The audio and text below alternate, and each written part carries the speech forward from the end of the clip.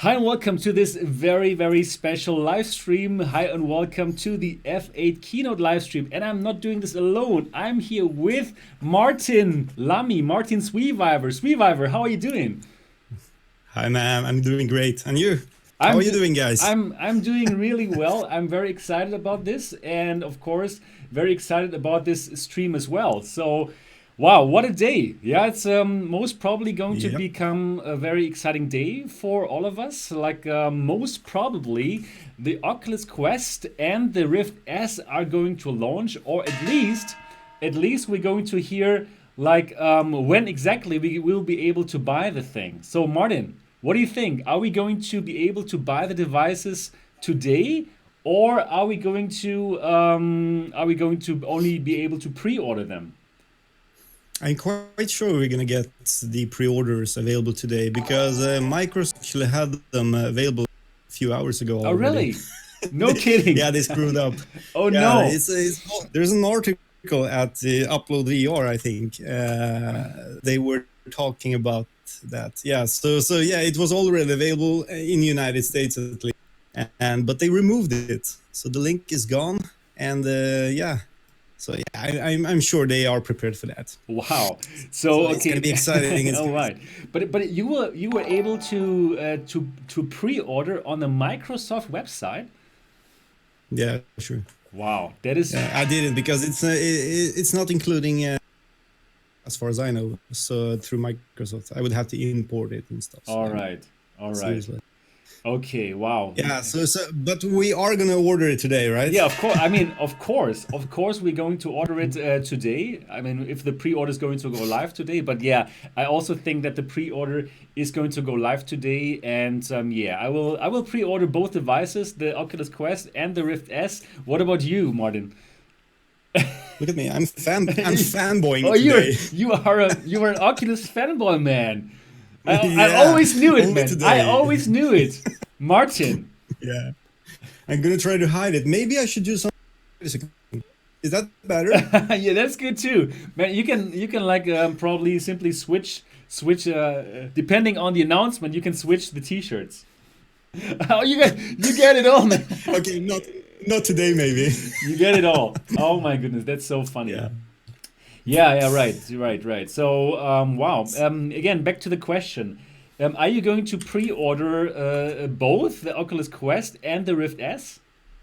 And not the Rift S actually, Okay. because I don't find it that interesting, to be honest. Right, So right. I'll probably just skip it. Well, let me just check. So there we go. I just closed down the stream, so I couldn't see the comments, nothing. So yeah, I'm just trying to catch up here. Right. So yeah, now only the Quest, I think, because you know me, I'm like a high-end fanatic. I I know. love the high-end stuff. Right, I'm the right. Pimax guy. I like the X-Style. I really look forward to the Valve Index as well tomorrow. Oh, yeah, right. We're going to hear about it tomorrow. Yeah, and today it just feels like it's going to be a little bit too expensive to order all of these three. It is expensive. Because All we're right, not. exactly. You're right. Tomorrow, the index. Yeah, that's the most expensive package, I guess. I mean, the whole bundle of the Index is going to be quite expensive. So I think I'm just going to wait with the Rift S. I want to have it for my channels, of course, to be able to do some comparisons and so, but it's not my priority one, actually. Yeah. Okay. So Quest it is, at least. Yeah, I Today. think so too. I mean, I must say, I'm also just like you, as you know, a VR enthusiast, and I love my Pimaxes. Pimaxes, right? I just got the OLED, and all that high-end stuff. But I must say, I am pretty excited about the Quest, simply because it enables us to more easily show off VR to people who have never tried VR, right? I mean, Yeah. before it was tough to show off all the devices that we have. I mean, we have all these amazing devices, but it's tough for us to show them, right? We have to bring all this stuff, the lighthouses and stuff.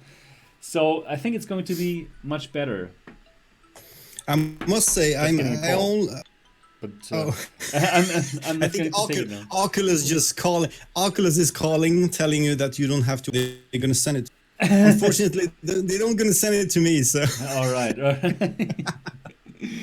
Damn, yeah. No, I'm just joking. Yeah, right. Oh man, I should put my phone. You know, we really made it like an improvising live stream Yeah, here. you're We right. we never really prepared anything. I No. hopefully this is gonna be okay, guys. Maybe we should start off by saying hi to everyone. Yeah, exactly. It's nice to see so many. Let's start So off. nice to see so many people in there. I mean, we're like 150, or is it more? 200, Maybe. No, we're 267 actually. people are now watching this. Oh, now it's. Wow, that is Wow. really good. That is really Cool. nice. Yeah, exactly. Thanks, guys. Let's start off by introducing us. Probably not everyone knows us. Probably some people just want to watch the live stream, the F8 live stream, and now suddenly they see the two of us and wondering, hey, those guys are not Mark Zuckerberg. So Who are they? Who are they? yeah. So let me introduce Martin. So Martin SweViver, you see him on the right side.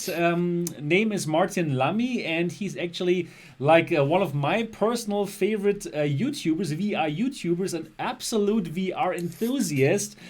Together with me, we checked out the Pimax. We were the Pimax M1 testers, so we had like lots of hands-on with the Pimax and actually helped Pimax to improve the device. And so if you have not yet subscribed to SweViver, you absolutely have to do that now if you want to be up to date about the latest and greatest VR enthusiast videos.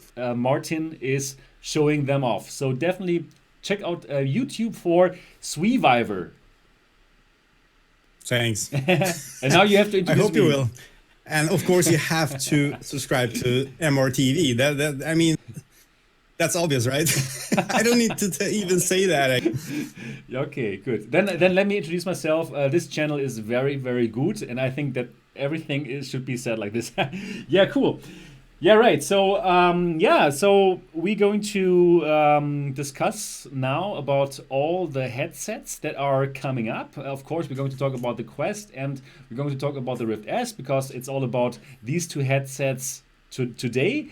But also, we're also definitely going to talk about the Valve Index, which you and me are probably very excited about. We're going to talk about the HTC Cosmos, and we're going to talk about the HP Reverb as well. So, and of course, we're also going to talk with you, with the with the people in the chat. So hello everyone who's watching this right now: Plasma Quark, Skid Row, Rendered Reality, MJ99, and all of you. And of course, if you want to support what SweViver and me, what we're doing, I need to plug this in right now. Of course, we'll be very happy about any super chat that we're going to share between the two of you. And the best way to do it is via Tippy Stream, actually, not via super chat. So there's a link in the description of this video.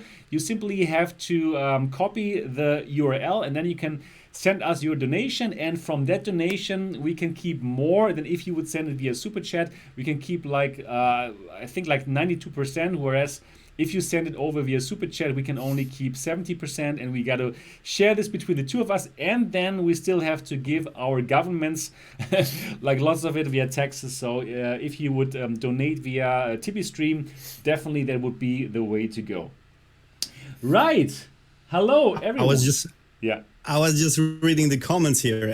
Skid Row, one of my patrons, actually. Mine, where's your video? He's asking me, where's your video? Ignore Pimax and send it out. All right. Okay, I'm just going to take it shortly. This is not a stream about Pimax, but there are some rumors that some things are going to get announced, and people are just waiting right now. And I have like a video ready for it, but I cannot post it. So some amazing Pimax things are perhaps going to be announced tomorrow. Is that right?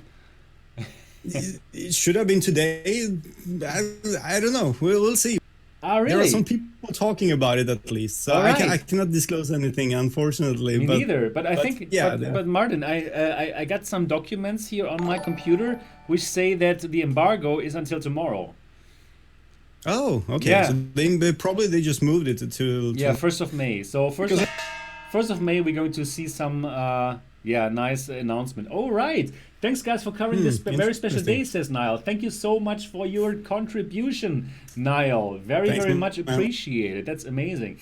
Yeah, so tomorrow you're going to you're going to have some very interesting, announcements from Pimax, and you can watch it, of course, on SweViver. So absolutely check out SweViver for all the latest Pimax stuff, Xtal stuff, every enthusiast stuff, and of course here on MRTV you're going to hear about it too. And there's always going to be these crossovers where we meet.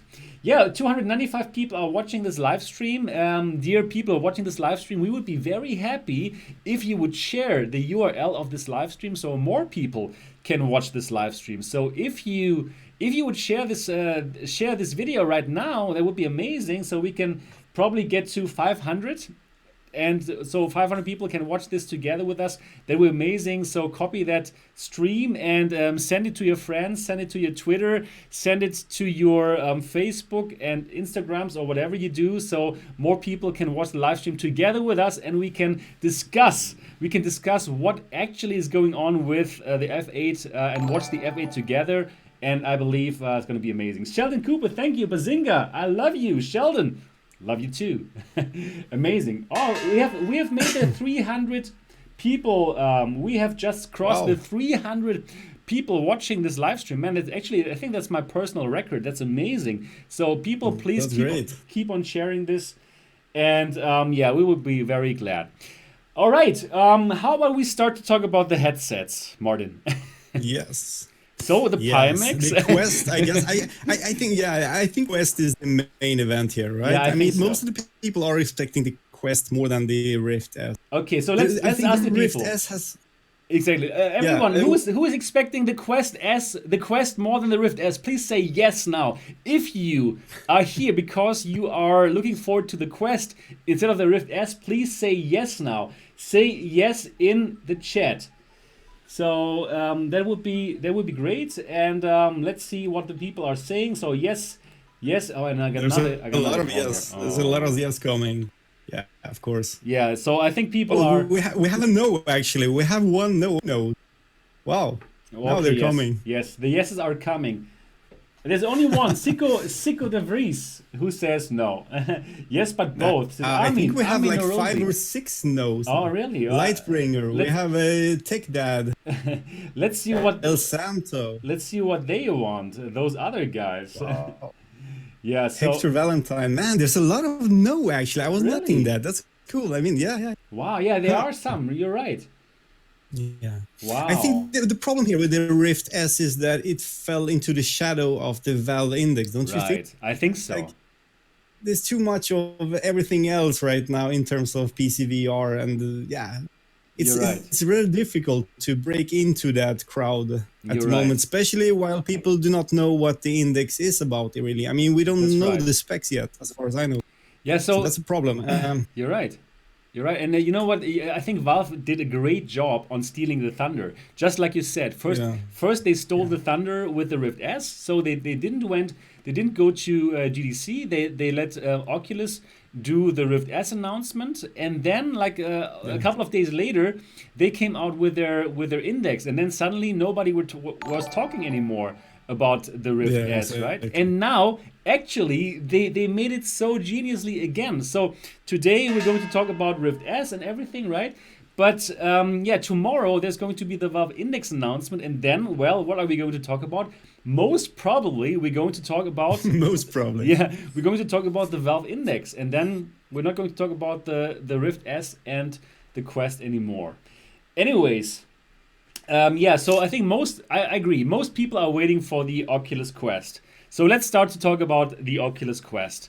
Martin, are you excited about it? Let me even you as a PC VR enthusiast, tell me. I am a little bit excited just because that's actually the first standalone headset or mobile or whatever you call it without the need of a PC where we can actually more or less play PC games on it. I mean, there's going to be so many games made for the Oculus Rift S or Quest. I mean, of course. I mean, if you look at Robo Recall, for example, it's already there. We have Apex Construct, actually, the Swedish developers making. I mean, they made a game like 1 year ago, and now it's coming to the Oculus Quest, and it's like there is a new generation coming now with this headset, because now it's not only mobile gaming like what we saw with the Oculus Go, especially with the 6 degree of freedom controllers and such.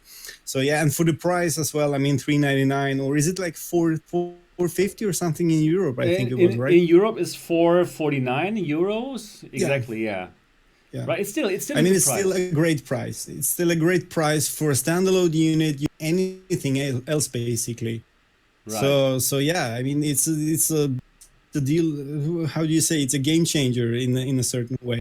right. So Probably not for the enthusiasts, of course, because they require more in terms of content, in terms of quality and such. But still, I think this could be the big bridge for people to jumping into VR. There's finally one good proper headset, which does not require a PC for 20 or $2,000, $3,000 or more. exactly. I totally So agree yeah. with you. And I think that was really the big problem of virtual reality, that people had these huge barriers to overcome. Right? First of Yeah. all, you need that gaming PC, right? And then once you have that gaming PC, you have to get that, the Rift or the Vive, and probably you don't know which one to get. And if you get those headsets, you have to set up the base stations, and it's complicated. And then you have to use your VR like wired to your computer. Some people might also not want that, and like the Oculus Quest is taking all that away, all these problems Yeah. for only $399. So I think I think I really I have, think yeah, the headset is also like filling a gap between the mobile gamers, PC gamers, because there was like nothing in between there. I mean, we had those very simple mobile games on the go, and then we have those super heavy simulators and games on the PC, and now we have like a middle in between level, still for a reasonable price. I have to add though that as Skid Row says, it's for $549 for the 128 gigabyte version.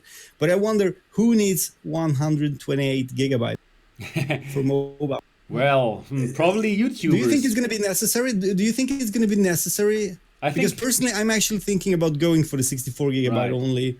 right, I'm okay. not sure. What's your thoughts? I think for the normal user, for the normal guy, 64 gigabyte should be okay, because most of the time you're only playing one game at the same time, and I don't think you need your whole you don't need your whole catalog. And we got another €3. Thank you so much for that. Thanks, man. And yeah, €3. And any idea if the Quest cameras could be damaged by the summer sunlight? No, I don't think the cameras would be like damaged by the summer light, but definitely Yeah. it has an OLED display. So if the sun goes through the lenses to the display, that will be very harmful. So you have to be very careful about that part. So, anyways, thank you so much for I the heard 3 gigabyte for the $3. 3 gigabyte.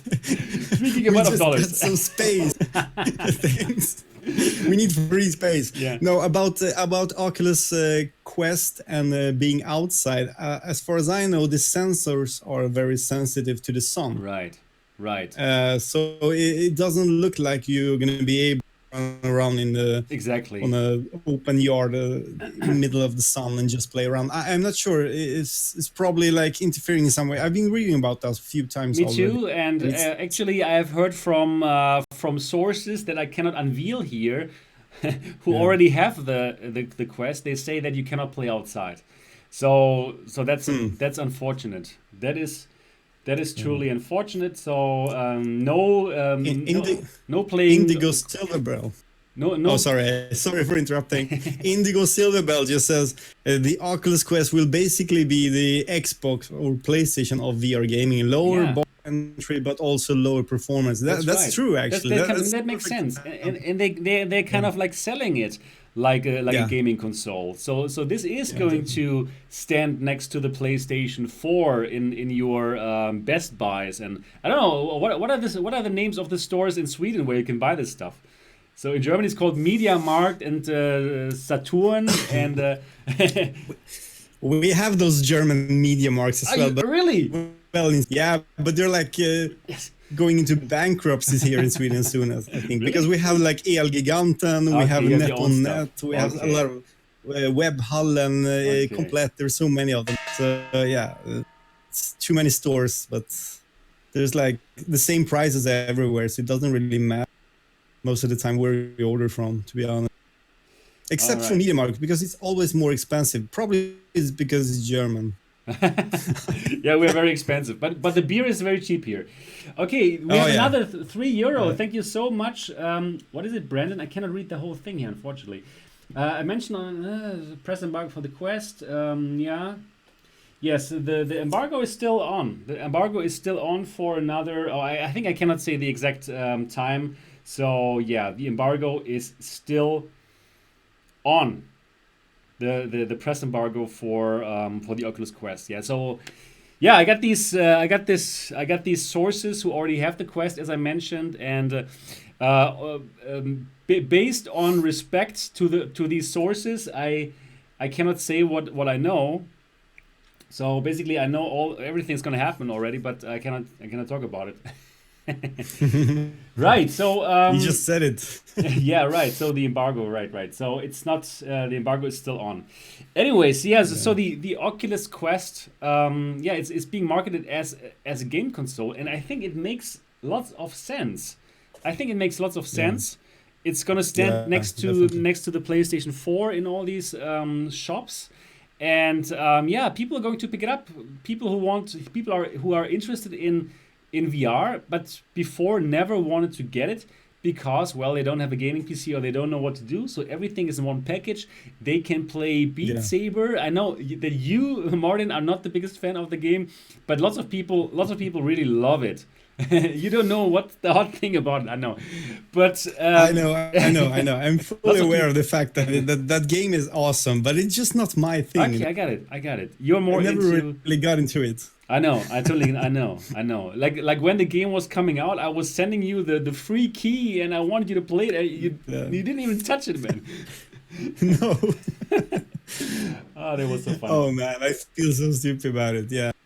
It's okay. Anyway, so yeah, people are going to be excited about it because they will finally be able to play Beat Saber without having to have the PlayStation 4 or a gaming PC. So amazing, like how the barrier of entrance is being lowered here for the Oculus with the Oculus Quest. And I really must say, I must say thank you, Oculus, for pushing VR as you do. Yeah, and I'm saying this even though like I'm not a sponsored channel, so I'm simply saying that because I really think that Oculus is doing a great job here, like promoting VR how they do. And even though probably some VR enthusiasts, PC VR enthusiasts who are waiting for the index and who have the Pimax like us and who are not so excited about the Quest itself, but still I want to say like thanks Mark Zuckerberg for pushing it like the way he does, because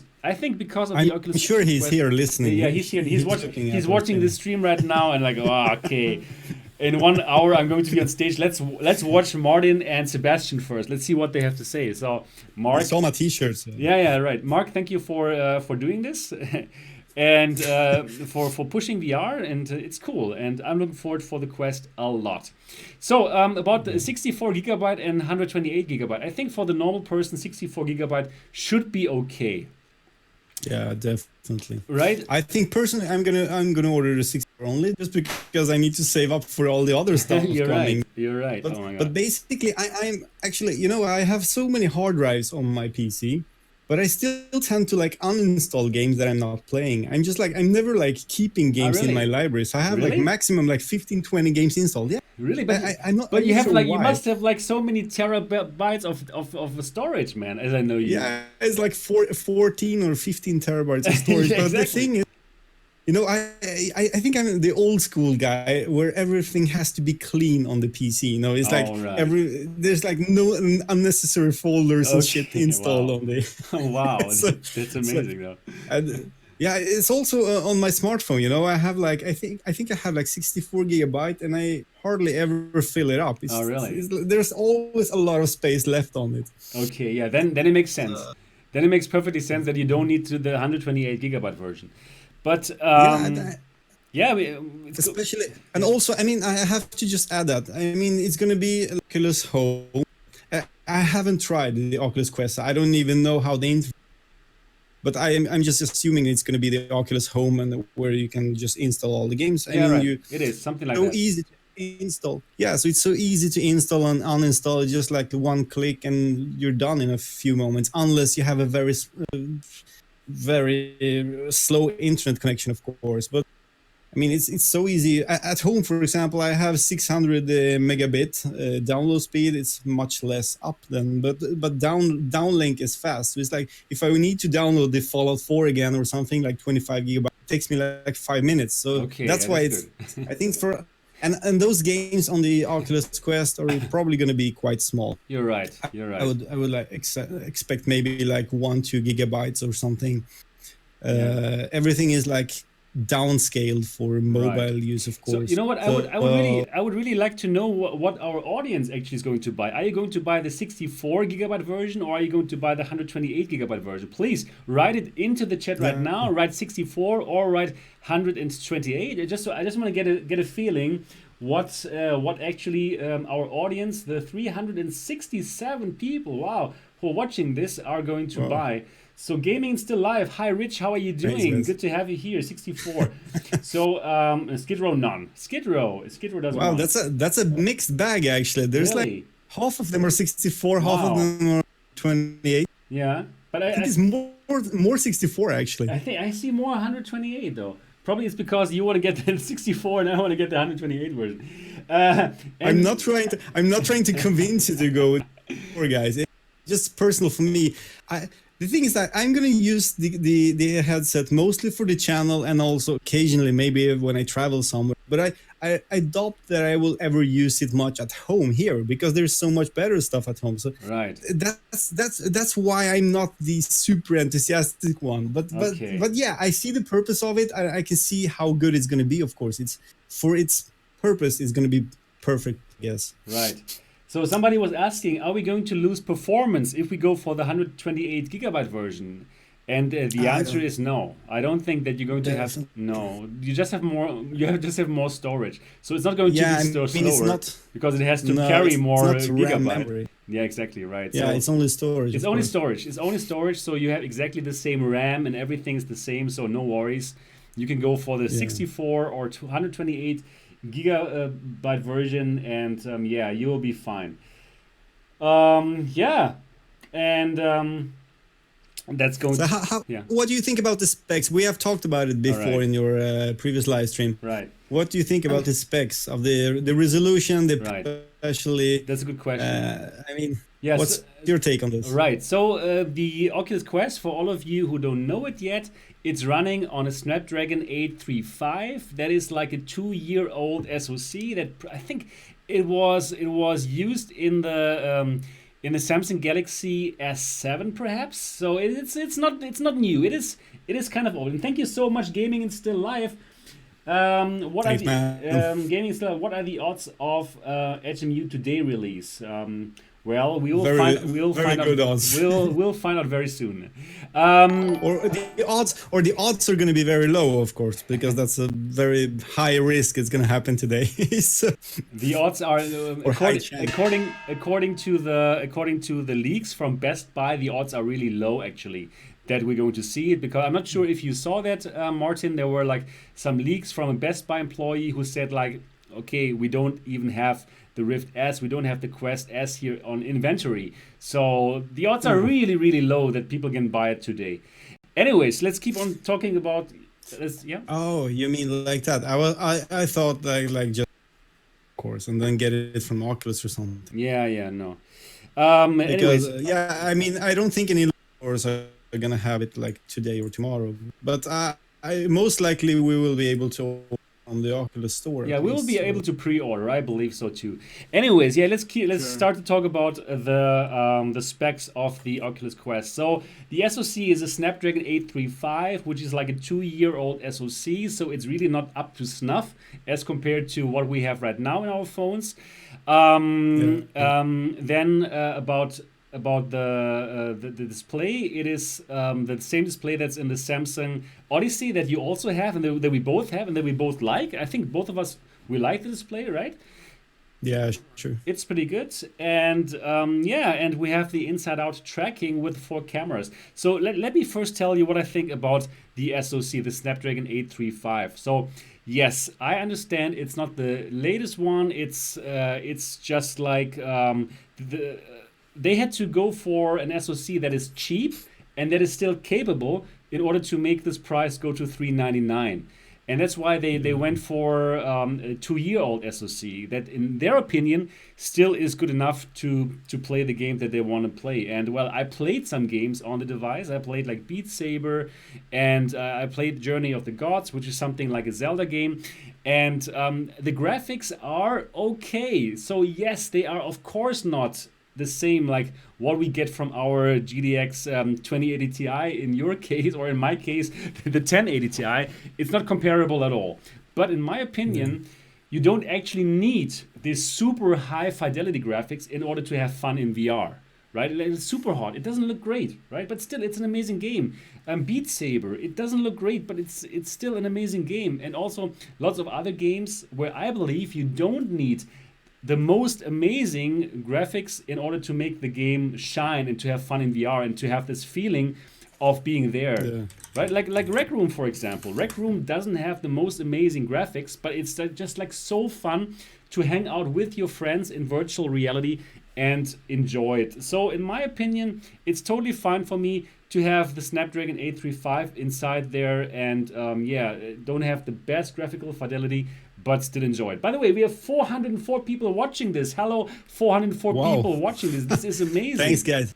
Thanks, guys. Thanks, guys, for being here. For being here and watching the F8 live stream together with us. It's like in 1 hour, the live stream will start. In 1 hour, Mark Zuckerberg is going to be on stage and will most probably tell us everything we want to know about the Oculus Quest launch. But now I also want to ask you, Martin, what do you think about the Snapdragon 835, this SoC? Do you think it's a problem, or do you think it's fine?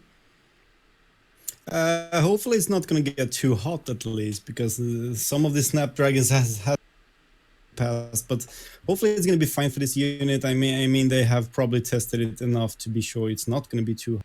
But I think it's still well enough. Those games that are going to be the most popular ones on the Quest are still not going to be the most advanced ones. Anyway, just like you say, like Beat Saber. I actually watched a clip, like a 10-minute clip of Apex Construct, the fast travel games game, the Swedish developers, and that game actually looked almost the same on the Oculus Quest. Amazing. I mean, in terms of graphics and details, yeah, it looked really. It's a Unity game, of course, so it's not super detailed, but it's still beautiful. You know, it's very colorful and nice sceneries and or environment, and yeah, I think that was quite impressive actually. And if it can handle a game like this in a smooth frame rate, because that's important. I'm not sure if all games are gonna really run in the full 72 hertz. Do you think that? Because I think that's kind of fundamental thing. They need to like be smooth.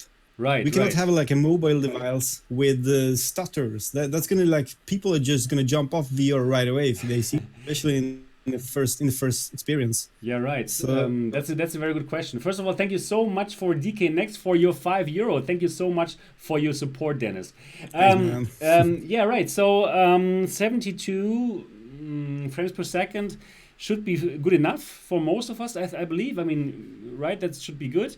But honestly speaking, the Quest, the Oculus Go. The Oculus Go normally runs at 60 hertz, and normally I also don't have like huge problems with that. I think for me personally, I'm not so susceptible, or however that English word is used, to this problem with the hertz. So I could still play even with 60 hertz on the Oculus Go without having too much of a problem. But I suppose that most of the time it's going to be like, probably 72 hertz. I think so. Yeah. When I tried the Oculus Go, it hurts. I saw flicker actually, so probably I'm a little bit more sensitive to that. Yeah, sensitive. But the strange thing is though that I do not see the same on 64 hertz when trying Pimax. So maybe I don't know. Maybe it's because of which panels it's using. I'm not sure. Maybe the panels are going to be much more stable at 72 also. Could be. Because Oculus Quest has OLED panels in the end. I mean, that's the big thing for me, I think, I would say. You're right. So OLED panel. right. High resolution, it's OLED, it's 72 hertz. It's more than enough for a device like this, I guess. Right.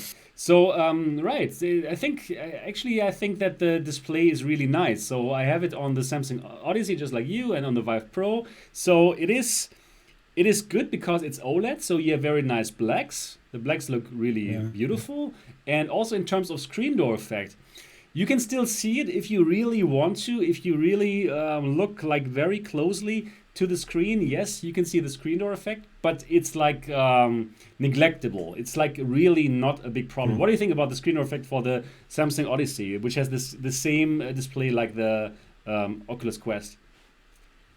You mean the standard version or something? Yeah, the standard version. It's the same one. It's exactly the same one. Yeah, I mean, it's great, but depending on what you expect and what you compare it with, of course. But yeah, it's not bad at all. I mean, and have in mind this is a mobile or standalone device this time with the same panels. So sure, it's more than enough for, especially for people who are new to VR, because I think this device is mainly aimed for new people jumping into VR, making it mainstream, making it big, and the resolution is not anymore anything to complain about. I mean, the biggest problem when the VR launched with the Vive and the Rift was the resolution. Now they cannot really complain about that, I would say, at least not with the OLED panel.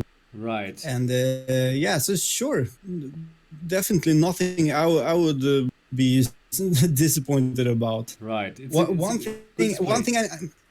One thing I'm more concerned about is the battery life, but maybe that's just wrong specs that they have gave us. I mean, 2.5 hours. That's the biggest problem for me, more than any OLED displays or anything. Right. So what about the battery life of the Oculus Quest? What do you think? Like 2.5 hours, or what do you think? Yeah, it says 2 to 2.5 hours, depending on what you do. When you play games, when you play heavy games, probably going to be like 2 hours only. Okay. But yeah, I mean, as long as we can charge it with a power bank or something, meanwhile, while we are playing, then that's not a problem, of course. Right. So, and we have Mo Fun yeah, VR here. Hi Mo, and he said, I played Apex Construct on Quest yesterday. Oh, you old show off, you. So how was it? Was it good? Please write it in the comment section below. Yeah, cool. Yeah, very cool. So that's going to be. I'm actually going to Fast Travel Games next week on Friday. No, it's this week on Friday. Sorry. Okay. And I'm going to try the Apex Construct on the Quest actually. Right. Yeah, it was a long time ago I met them, and it's going to be fun to Nice. just try out their game again. Cool. Send my best greetings. I think the wireless factor is going to be another great selling point of the Quest. Yeah. What do you think? I mean, I know that you love everything that's wireless. I can remember when you had the TP Cast first, you told me like, okay, Sebastian, that is the best thing ever, and you can't go back to wired, right? Yeah, that's true actually. The thing is that I got used to the wireless so fast, and I never really got. I have a very hard time to go back to the cables. Well, I'm using mainly, but then again, I'm using a lot of. I'm playing. I would say I play more simulators than I play standing up games right now. So that's why I have not been like bothered about that. Okay. But if I started to play a lot of games like standing up here in the background, then yeah, the cable is a problem. And now we always almost tend to forget about that the Oculus Quest actually is a wireless unit, that no cables, nothing, and that's just another big thing for the unit. I think this is what people were expecting from the start out of VR. Exactly. It makes it some. Right. Yeah. Yeah. It makes it just so simple, right? Just put it on your head, and then you're in the game, and you don't even have to worry about the cables like dangling around or giving you some kind of problem. So that is just so good. So wow, lots of amazing. I just need to say hi to VR Ambassador and Roland. They're here in the chat. Oh By the yeah, way, they're right. two of my sponsors on Patreon. Great. Yeah. Hello to everyone. Hello to Hey Bear Ambassador, guys, Main Fan, all the people. Tupac is here, and yeah, and we have Jens Netram or Jens. There's so many people there. And this yeah. guy, Linda So Zero. nice. Wow, nice to see you guys. And Wow, there's so many people. Alexander Grobe. Hi, Alex. Good to have you here. So many people that we also know, right? So it's great. Great. Great. Very cool. Yeah. So it seems like you and me, we both think that the Oculus Quest is going to be a big success, right? Yeah, yeah, that's for sure. That's for sure. Hopefully they can meet all the orders. I mean, meet the quantity, so there's not going to be like a long waiting time. Right. Because they should have like 500,000 of them to just push out in the first months, I hope. Right. I think so. You know, that's yesterday I was talking with Anthony That's from VR365 on his show, and we also talked about this question. And what I said was, these are huge companies, right? Like Facebook Yeah. and Oculus. They know their stuff and they know exactly how to calculate the demand. So I believe Yeah, I definitely. believe if they announce like tomorrow or the day after tomorrow, hey, the Oculus Quest is sold out. That is purely marketing. That is nothing else than marketing. That's only to give the people the feeling of scarcity. That is tough to get Yeah. one of these devices, right? So I really don't think that they would miscalculate the demand for the Oculus Quest in such a way that that you cannot get one. If yes, then Yeah. it's truly only marketing. Yeah. I think at some point it's gonna happen. It's gonna be like a stall announcement, but yeah, it's probably they're gonna catch up that fast. I mean, it's in the end, it's Facebook, it's Oculus. They have the money Right. to just like They mass produce it, so right. Right. I don't see that as a problem. And we have James So yeah, McLaughlin has donated 2.24 euro. Thanks. SSD is slower at thanks, max man. capacity. What if we max out at 64 gigabyte, Martin? I'm trying to find that comment. Yeah, it was Oh, just there it is. yeah. There it is. Yeah. What if we max out to 64 gigabyte? Well,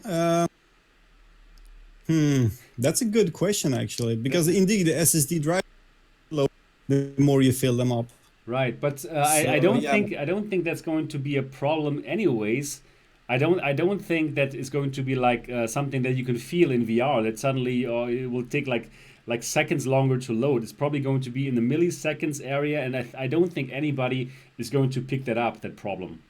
I would say worst case scenario, maybe you have to second starts up or something. I mean, it's not a biggie. I would say there's not going to be any stutters or a Yeah, lag no. just because I don't think the games are loading on the fly. It's probably just loading between sequences, between levels and such. Right. So no, so usually that's not a problem. We just got another question from Panzer GS. Is there an SD card expansion? No, there is no SD card expansion, which is unfortunate, but well, they want to sell the big version. They want to sell the 128 gigabyte version, right? Not the 64 gigabyte Yeah. version. So that's why there's no expansion. So yeah, But let me ask you, Sebastian. You have the Oculus, right? The two versions, 32 and 64, right? I have the 64 If I gigabyte version. how much have you filled it up so far? No, I mean really, I have filled it up quite a bit. Yeah. Yeah, with Wow. I try to. I'm downloading all the stuff all the time, so I'm not like you. I don't really. I don't really. You never clean up. No, just like here in my apartment. No, I don't really uninstall stuff. So thank you, Skiva, for your donation. Valve Index all the way, says Skiva007. Thank you so much. Yeah, I mean, Thanks. obviously, come on, like SweViver and MRTV Sebastian. Obviously, we are excited about the Valve Index. And we're going to let you know everything about that on our channels, right? So tomorrow, probably. There's a lot of people. I just had to add that there's a lot of people pointing out that my sound or audio is really bad, and I wonder why. Yeah, why that is. I have the Because same I have feeling. a very good internet connection. Yeah, but I sometimes you are like gone. You know, like I can when you are on and I hear very well, but sometimes the sound is gone. I don't know what's the matter with that. Most of the time it works, but sometimes you're like gone for like 1 second or so. Yeah, like now. Like Yeah, now you were that's- like gone for 1 second. I don't know. Probably we can try Skype or what. Yeah.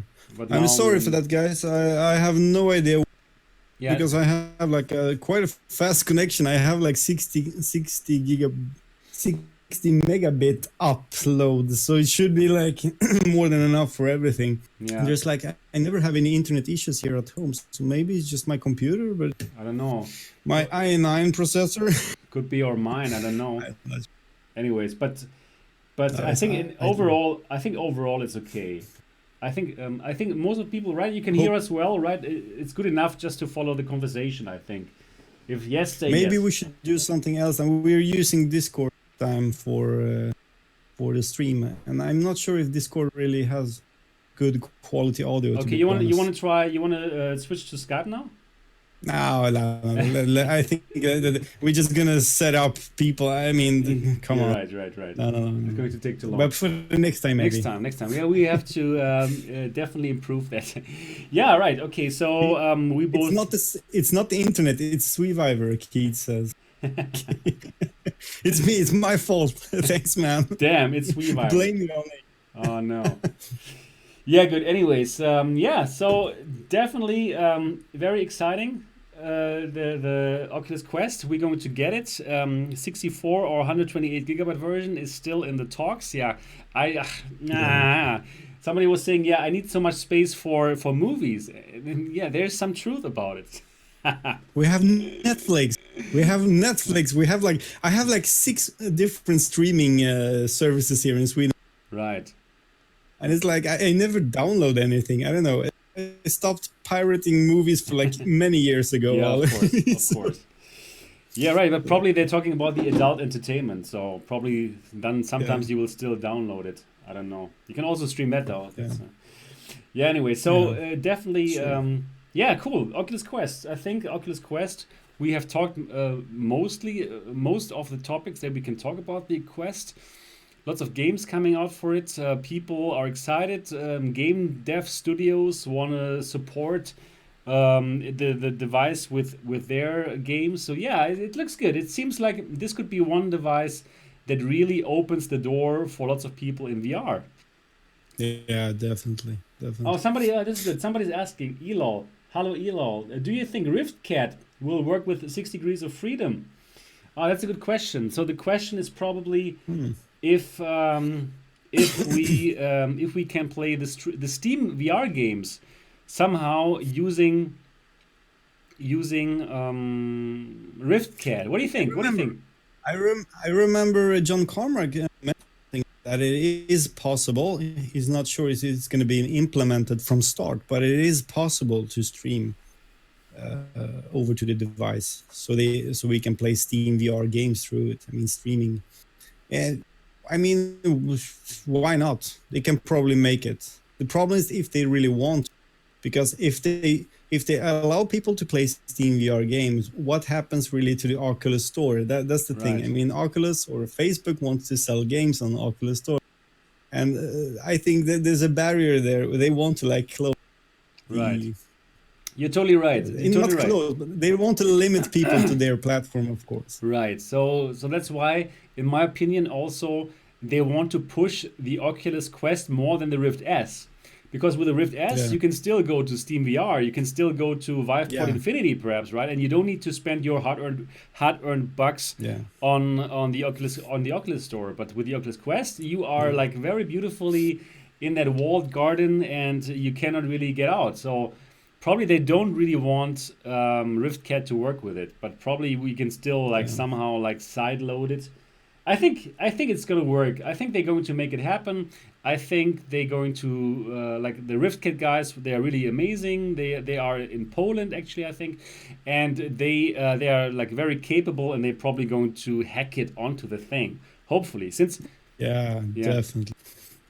Push the button is asking, will Google Earth? I hope so. That would be awesome, because that's really a show-off thing for people. The people have shown the Oculus or the right.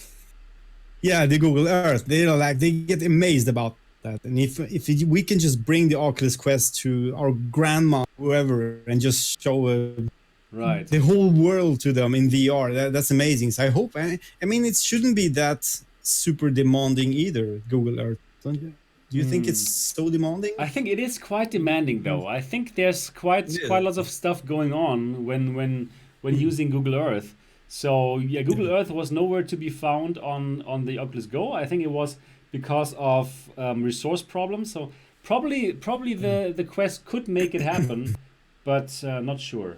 Hmm. Google kept Google Earth for their own platform. Yeah, that's true. Automatic just said that. That's true. They could probably just keep it for themselves, for their platform, for their own VR headset coming, maybe. Right, right. All right, man. We have 40 minutes left. 40 minutes countdown before the stream is going to start, the live stream. So now let's also talk about the other headset, the Rift S.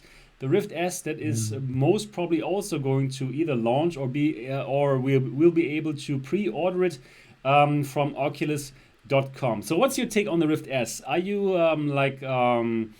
excited about it? I probably know, but what do you think about it? Do you think what are your thoughts? Probably not. What are your thoughts about the Rift S?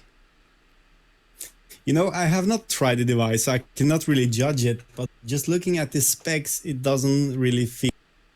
Not even generation 1.5. It just feels like a headset they just pushed out for one reason, and that is because there's so many companies releasing headsets right now with high resolution panels and such. So Oculus just felt like, okay, we need to release something. And it's like a no effort, I think. They were using LCD panels, which doesn't need to be bad, of course. It's 80 hertz, but of course, 80 hertz is not a problem. I'm playing with 80 hertz on the Pimax as well, the 8K. But still, there's something missing. There's if you want to bring out a new device to people, you have to have a reason for them to buy it.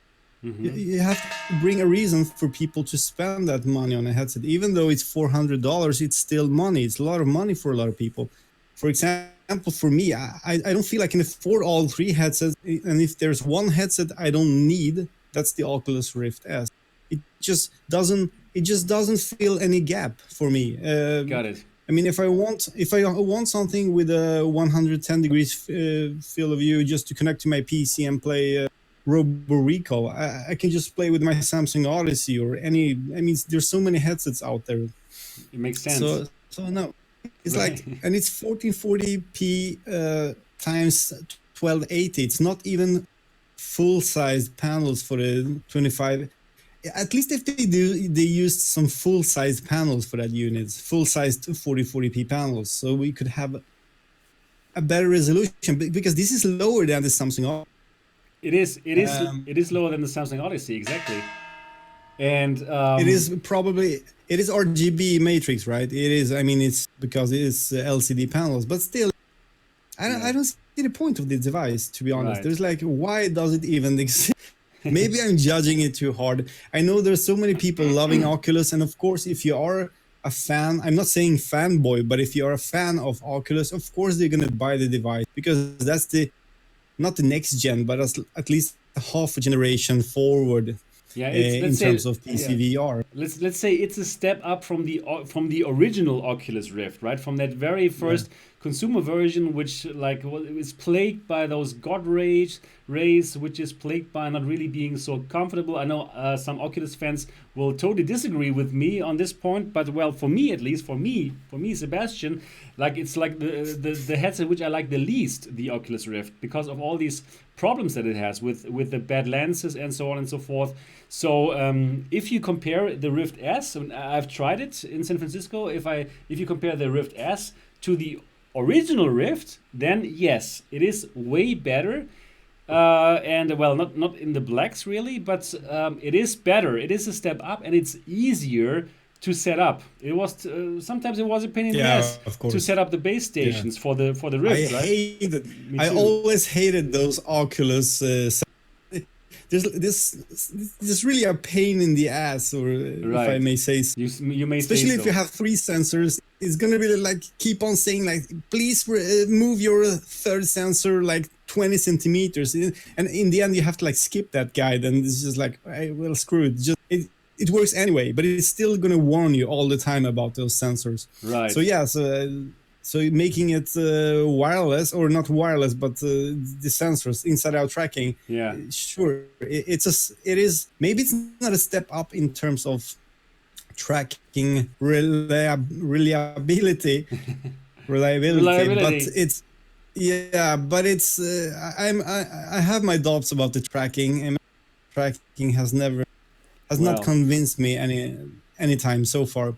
But still, it is easier, and that's important for people, I think, especially for people who wants to just pay $400 for a VR headset and just play some games. The sensors are a little bit too complicated, especially 3 of those. Right. And also all the hassle with those USB ports we have. Exactly. It's a pain in the ass. It's a pain in the ass to set up the Rift. Oh, it sucks. I mean, basically, if you want to run the Oculus Rift with 3 sensors, you had to buy an PCI Express card, because if you didn't, you're just gonna like kill your motherboard's USB bandwidth. So it was like impossible to use. So exactly. That's no one has actually. I think no one has actually succeeded to have 3 sensors at the same time and still get it running smooth perfectly without any stutter or any tracking problems. Right. You totally agree with that. You're right. So that's really a problem. So we got another super chat. Thank you so much for Tony Del Villar. And Tony says, do you recommend any headphones to use with the Quest? So at this moment in time, I cannot yet recommend any headphones for you, since that I don't have the device right now. Once I have the device, probably I can tell you about the fit of some other headphones. But so far I cannot really recommend any headphones to you. But the built-in audio is not too bad, actually. If you don't care, if you don't worry about other people being able to hear what you hear as well, the built-in audio pipe is not so bad. Yeah, so that's the thing. There is this. You don't have those base stations anymore, and that's definitely a step up. So I can understand what Facebook is doing. They're making it just more approachable, and they said it. Yeah. The Rift S is not the successor of the Rift; it's just replacing it. And as a replacement, I believe it makes sense. The screen looks better. It is more comfortable. You don't have the hassle of the base stations. And actually, for the tracking that you've just mentioned, the tracking actually is pretty good. The tracking actually is not too bad. Actually, I didn't have any problems when I was using the tracking. So the 5 cameras, I think they do a good job. Definitely. There's one more thing with the Rift, that is because there's only a software one, and IPD adjustment on the Rift S. Oh, that's a big problem. That's a big problem, at least for me, and probably for a lot of people with a low IPD. I have a high IPD, almost 70, and as far as I know, even Palmer Lucky have problems using the Rift S just because of that, and he also has 69 points something. Right. And he said it openly. Even he said that this is a problem for me. And I fully understand him. And I don't know what they were thinking, because we had IPD adjustment in the original Rift and it just worked. Why remove it? I mean, how expensive can it be to just make it a mechanical? I mean, basically the lens is a little bit side, and then you can make the rest of it with software. And now they're just going for a software solution only, which is strange. I don't think it's going to be enough. It's going to, of course, for the majority of people, it's going to work, because the majority of people have around 64, 66 millimeter the IPD value. Right. But there's a lot of people that are just going to be totally put off when trying it. I had a real problem when I tested the Oculus Go several times. Wow. It takes like 1 hour for me to get used to it. Well, after 1 hour it gets better, but once I take off the headset, it's like, whoa. Then I feel like I have a cross eye feeling in real life instead. It's like, your eyes are getting adopted to it. Right, that's bad. That's Your bad. eyes That must get, be that yeah, must be bad for your eyes, right? If you get used to yeah, this looking cross-eyed because your IPD is normally bigger, it definitely, sucks. yeah. Yeah, I So mean, if you use it like 10 hours in a row, probably people just like hardcore playing some Skyrim or wherever. I mean, think about it. Just stepping out of VR after 8, 10 hours, it's just not reasonable. It's just like, and right, it could probably be bad for your eyes. And I mean, permanent. So right. yeah, I'm skeptical to that. And I don't really see the point why they removed it. It's just like cheaping out on the hardware. That's, I don't get it at all. Why didn't they just put no. the same displays that they put Yeah. in the Quest into the Rift S? They would have OLED. They Yeah. would have a higher resolution. They Yeah. would be able to do the manual IPD adjustment, right? Because they have like two displays which they can move. Now they have like one Yeah. display which is not movable. So I don't get it. I just don't No. understand why would they do that, and why wouldn't they yeah, just like put the Samsung Odyssey displays into the Rift S. Why do you think is that? Why did they choose the Oculus Go display to put it into the Rift S? To cheap out on hardware, to keep it a $400 unit with a profit this time, because I think they never really profited on the original Oculus Rift when they put it down to $399. Now Right, they want to make some money out of it, of course, and to make it possible, they have to like cheap out on something. And the right, panels were one of the things. The IPD adjustment was one second thing. Yeah, of right. course. I mean, when you change the tracking to an inside-out tracking, that's also probably cheaper as well. Yes, of course. I would guess. So yeah, I think it's all about the price. They wanted to make this unit $399 or $400, and not more than that. That's the price you pay for Okay.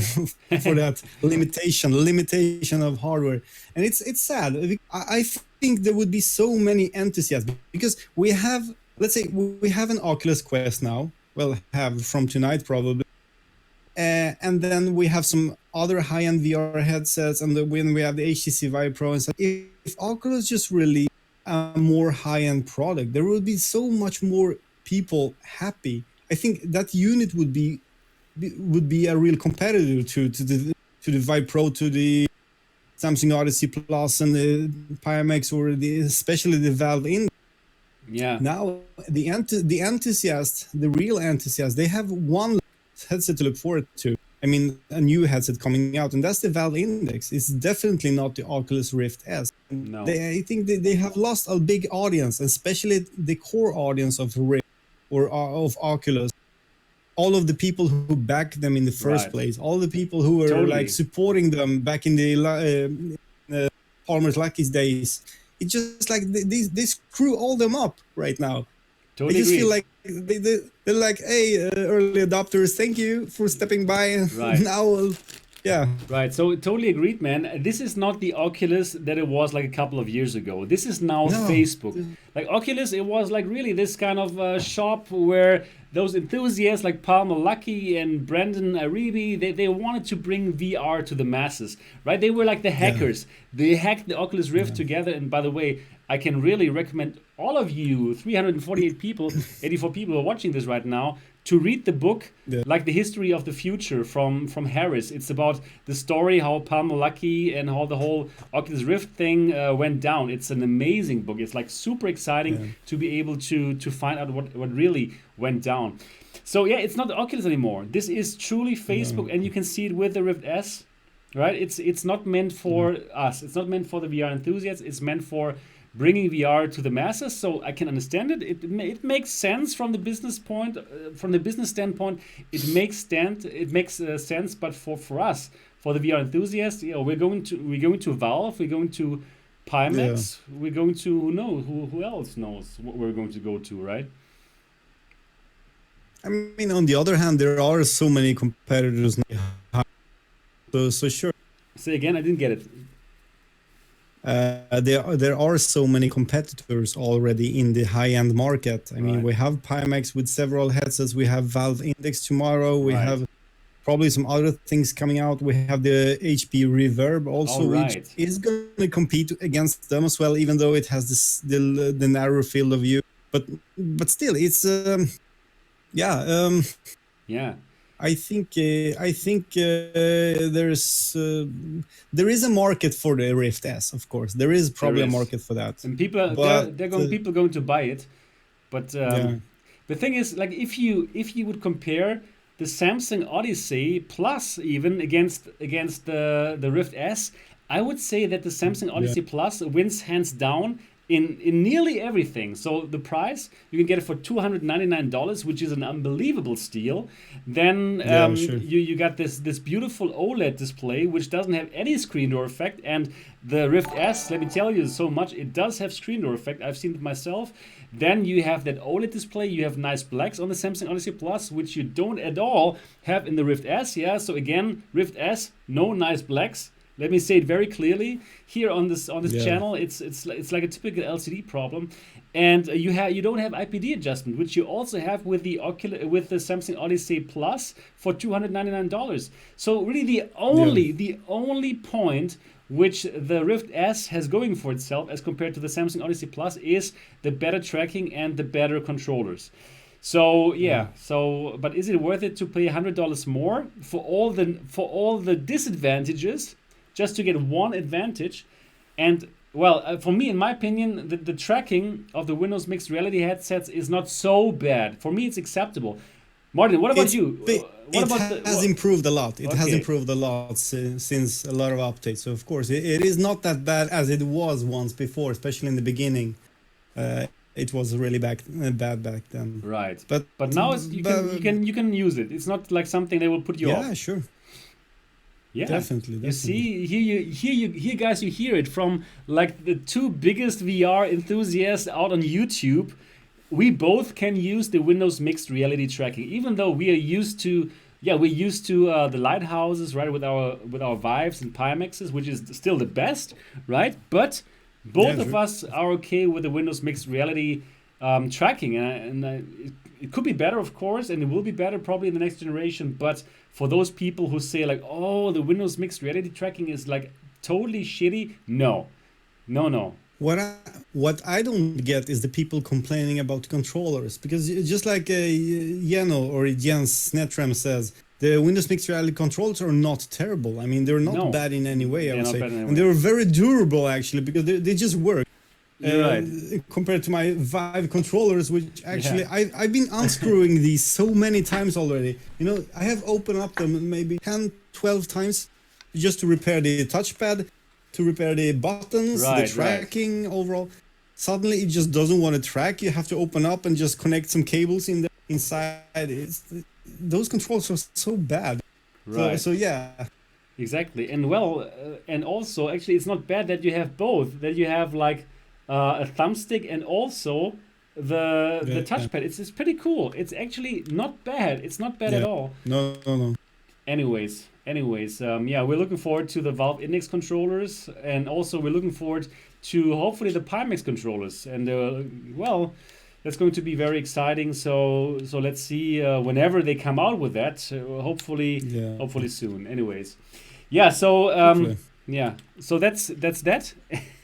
And let's talk about some other topic now. Guys, how many of you are gonna order the Rift S today? Exactly. Can we have like a yes in the comments? Say yes if you're going to pre-order or buy the Rift S today. Say yes in the chat. Let's see who is going to buy the Rift S today. If you can buy it or if you can pre-order it. And gaming is still live. Nice. Gaming is still live. Why would you, Rich? Why would you buy the Rift S when you already have the Samsung Odyssey Plus? Right? Don't you have the Samsung Odyssey Plus? Yeah. Oh no. You sold it, right, Rich? You sold your Samsung Odyssey Plus. Why did you do so? I'm wondering. So, Rich. There's a lot of no. There's a lot of no in the chat. Right. There's like 70% no, I would say. Yeah, I think most of them are not going to buy it. Wow. Yeah, but it's not surprising. I mean, there's like there is simply no point. There are too many headsets to choose from right now in the market, and more are coming. I mean, what happened to HP Reverb, by the way? Yeah, I mean, it shouldn't be out It should be out right now, but it's not. But Yeah. yeah, I don't know what's happening with them, but they will come out. They will come out for sure. And yeah, by Hopefully. the way, is that a headset that you're excited about as like a simulation lover? You mean the HP? Yeah, the HP. Uh, well, I'm not sure. I have not tried, so I don't know what to really expect. Oh, you will I like know it. how good the X-Stall is, for example, in terms of screen door effect and resolution. So if HP Reverb can match that in some way, that would be, I mean, that It would be can. It amazing, of can. course. I've seen it. It's totally comparable to what we've seen there in Prague. Cool. Yeah, in that way, of course, sure. I will not order it right away because that's just too much. Right. Yeah, There's I one mean, question. right Yeah, now it's just like, the money's crazy. I know, but well, yeah. it sucks to be VR enthusiast, right? I mean, we really have to suffer like financially. Anyways, we have a very interesting question there. Somebody was asking Pimax or Valve Index. Go, Martin. I don't know. Yeah. I haven't tried. We don't know anything about the Valve Index, Tomorrow. so we cannot really compare it right now. Right, right. I mean, I know how good Pimax is. I know all the pros. I know all the cons. But I need to know more about the Index before I started talking about it. It's just Right. that right now we know it's a headset from Valve and we know the knuckle. That's all we know basically. That's all we know, So right. yeah. And until I see the specs and the price, especially, until then, I am excited, but I'm not like, wow, this is going to be the Okay. best headset. I want to see the specs first. Okay, we're going to see the specs tomorrow, and you know what? Let's use the last 19 minutes before the live stream, the F8 live stream is going to start. Let's use that time now to talk about the Valve Index, which we will know more about tomorrow. So, Martin, I suppose you are more excited about the Valve Index than you are excited about the Rift S. Is that right? Yeah, definitely, definitely. I was kidding, man. I was It's kidding. all about, but it's Valve Index is supposed to have a wider field of view. That's why I'm excited, Right. basically, and the knuckles, of course. And Gaming in Still Life has donated. Thank you so much for your donation. I made a big mistake and Thanks, man. And he rebought the Odyssey Plus. Oh, that's so interesting. Yeah, the Odyssey Plus is a very good headset, man. Totally agreed. Yeah, cool. So the Index, we will know more about it tomorrow. It has a bigger field of view, but man, you and me, we are like fucking, how would I say that? We are so used to the big FOV already. Like we are spoiled. Yeah. That's the word I was looking for. We are spoiled, right? Don't you think that we're going to be like disappointed by 135 degrees field of view? Probably, yeah. But it depends. If it's 140 or something, we don't know if those 135 or 130 or whatever are the real specs. We only know rumors right now. Right. They could make it 120 degrees, which would be a little bit of a disappointment, at least to me. But if they make it like 140, maybe even 150 degrees, that's basically what I'm using most of my time with the Pi. I hardly ever use the large field of view mode of 170 Yeah, same with degrees. me. The normal one, right? The normal one is Yeah. better. Yeah, mostly because of the performance hit, but I don't see that much of a difference, to be honest. It's a slight difference, of course. You see more of the picture, but it's not that much, and of course it's a little bit distorted at the edge. So if the Valve Index is 140, 150 degrees even, that would be quite amazing, of course. Right. But I don't think we're gonna get disappointed with the Valve Index. But I'm not sure if it's really gonna meet the hype, because the hype is like crazy right now, and people are of course expecting so much from the Index in terms of the software. I mean, we want like Half-Life 3 or something, but that's probably not gonna happen. And yeah. And also, what worries me the most is all the silence about the specification. You know, when you're keeping everything so confidential until the last minute, then it just feels fishy. It just feels like there's something they're hiding. There's something they are ashamed to tell us. Or why not give us the specifications so we have the time to really decide what headset, if it's a headset for us or not. Now we're gonna get like a pre-order suddenly, and then we have the specs, and then we have to like decide if to pre-order it or not in 10 minutes or something, because if you're late, you're gonna have to wait for another month or something. It's gonna be the same thing as it was with HTC Vive. I was like slamming that button just to buy it in the first minutes, because if you don't, you're gonna have to wait for a long time. Right. So you're probably going to order it in the first minute? Sorry, I didn't hear you. You're probably going to order it in the first minute then? Well, I'm going to check the specs first, of course. Yeah, we'll of course. see. But most likely, unless it's very, very expensive, if a full bundle turns out to be like $1,800 or something, $2,000, then I'm going to probably hesitate, because that's just a little bit way over my head right now. I don't think it's going to happen. I don't think it's going to happen because Valve, they are not like a hardware company like HTC. They don't need to make their money with hardware. They want to make their money with their platform, right? That's where that's where all their money comes from, and they want to get more people into their Steam VR ecosystem, and they don't reach that by selling like a $1,500 device. So I believe for people like us who already have like the base stations. But the base stations not. But you need base stations 2.0, which I don't have. So I need to replace them as well. So you need the base stations anyway, because it's not going to work with 1.0. Everything is too expensive, man. So we're talking about the full bundle of at least, I would say at least $1,000 or $999 maybe. If we are my lucky. God, that sucks. That's my estimations or assumptions. I don't know if that's good or not, but I hope it's not going to be more than $1,000 for the full package. But I'm afraid it could be, actually. I hope not.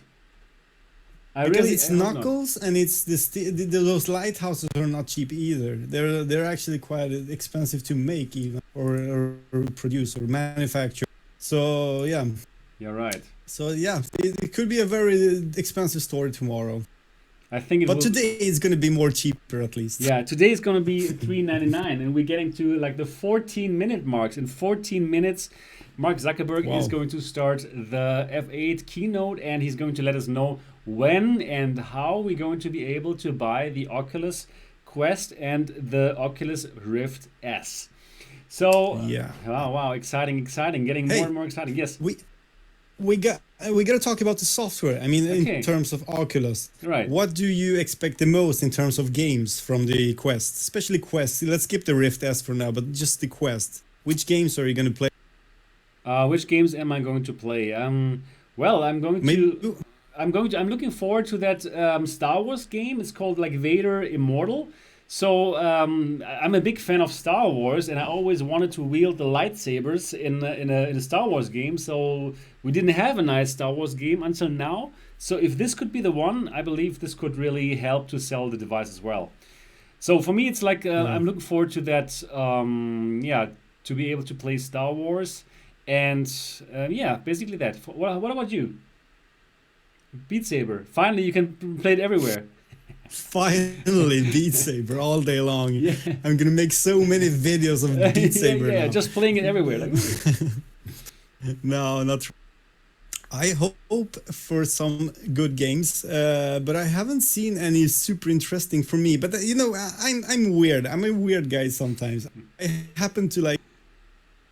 There's some games I just love, and then the rest I'm just skipping because it's like just not worth the time. okay, right. Oculus, of course. I mean, like we have Robo Recall, for example. That's a great game, but if you have played it a lot before already, is it really worth to play it again? Man, I played it. I played it on the Pimax OLED with the Valve Index controllers, and it was basically the best time ever.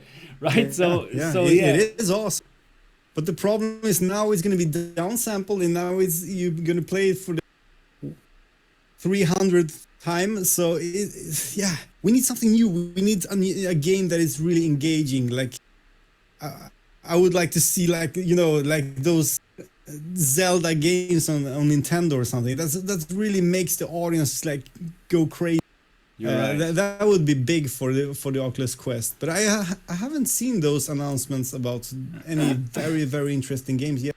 There's a lot of ports. There's a lot of games that are already done, which will be ported to the Oculus.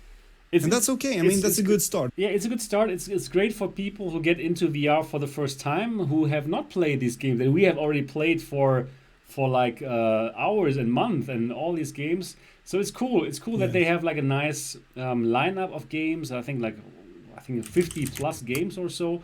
So definitely that's great that they have these. But yeah, real interesting exclusives for the Quest. I have not yet seen, other than Vader Immortal probably is going to be interesting, but yeah, other than that, not really sure. However, I must say I'm looking forward to the Oculus Rift S exclusives like Stormland. Stormland is really nice. I played like half an hour of Stormland. It's great. It's really cool. Very well made, like high production values and all this. What are you looking forward to, Martin? For the Rift S, yes. you think? Or? Yeah, or like for the Rift, for like for Rift. For the Rift, I'm not that super orientated about those games coming out for the Rift. Actually, I was more looking into the games which are coming out for the Quest. All right. That feels more like the headset I'm gonna buy anyway. All right, that makes sense. But I mean, in the end, you're gonna be able to play those Oculus exclusives on any headset anyway. Right. Which most of the time is a better experience on the other heads. So yeah, this is the point. We're not. I don't know. I'm not convinced about the Rift S. I totally get it, and I must agree with you. Since we have all the other headsets, actually, well, we can play everything, right? We can play everything on the Pimax, and I don't know how they made this magic happen. The Pimax guys, every game is friggin' compatible with the Pimax. We don't even need to use Revive, right? We just have to import the games into the Pi tool, and then the magic is happening. So that's what I said. I was playing like Robo Recall. It was amazing. Yeah, and it's gonna be almost the same story for the Valve Index. Of course, you're gonna be able to use Revive. And basically every headset runs those games anyway, mostly without any problems. And if there are any problems, they used to fix it after a few days. There's like a huge community just working on those things, especially the guy who made the Revive. Exactly. So yeah, I mean, I've been looking through the list now one more time about the Oculus Quest games coming out, and there's like so many old games here, and I really don't get it. Yeah, it's like Job Simulator. We have Brookhaven Experiment. That was one of the first games. That's one of the first games I played on the HTC Vive. You know, that was a cool experience. It's just to like scare my girlfriend and my mother and such. But is it really what people want to play on the Oculus Quest? I'm not sure. Maybe I sound skeptic now. Yeah, probably it is. You know, you made your first VR experiences like years ago, right, with these games, and now people can do the same again. Yeah. So it's okay. It's okay. Yeah, of course. For new people, everything is new. Of course. So for new people into VR, they're gonna love the Climb, for example. Moss. Oh yeah, it's amazing. I mean, it's amazing so games. Amazing games. Yeah, super hot. I mean, there are cool games, of course. But for us, like being I'm not gonna call myself any VR expert or so, but we are kind of VR veterans. I think we are experts. I would say so. I mean, yeah. We're getting veterans. We're getting veterans. We've been in the Pimax wars. We've been on the Pimax forum. We are veterans. Yeah. yeah, that's true. Actually, no, that is really true. So there are 8 minutes left, I can see, or even 7 minutes. What do we more expect from this F8 conference? Do we have anything more, you think? I mean, except for Rift S? No, I think for me it's all about the Oculus Quest now, to finally know when can we buy it, when can we pre-order it, and yeah, that's the exciting thing. Cool. I'm trying to find some cool questions. A lot of people are still complaining about my audio, but yeah, we're gonna fix that. We promise, guys, next time we'll stream something together. We're never gonna use Discord again, because it's like people are saying that the Valve Index is live now. Valve Index is what? Live. That it's being sold right now. Well, that would be such an asshole move. Like 5 minutes. $4.99. No, is it true? Is that true? Wait a second. Wait. No, come on, now you're getting... No, they're just trying to fool us. May 2019, I cannot get it. I also don't see the news. Where do you see the news, guys? Where do you see? Give us a link. Give us a link. Oh, Valve Index headset, 539 euro. Hey, wait a second. Where is it? Where is it? Coming soon. I see. I see it under the store on the Steam store. Oh my God, those fuckers. Sorry guys, we just got Those $7.99. $7.99. Oh, 1,079 euro for the full VR. Wow. Where do you see that, man? I'm gonna send you the link. Man, that's like $1,200 or something. Just like I told you. I'm sending you the link to all of you guys. Let me just give you... Wow, sorry guys, I just got totally like... Wow, they're so mentally... They're so smart to put this like 5 minutes. Yeah. Wow, they're so crazy. But oh man, 1,079 euros. How much dollar is that? Can someone please check if you live in the United States? Hello, are you still there?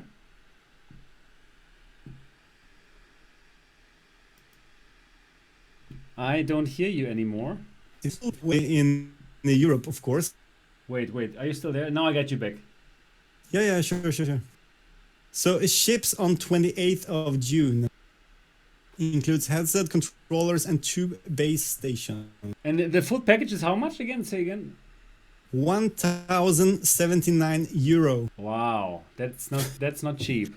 And how about that's if you? Not cheap. What about if you? But only, it's actually. What about if you only want to have the? What if you only want to have the headset and the controllers?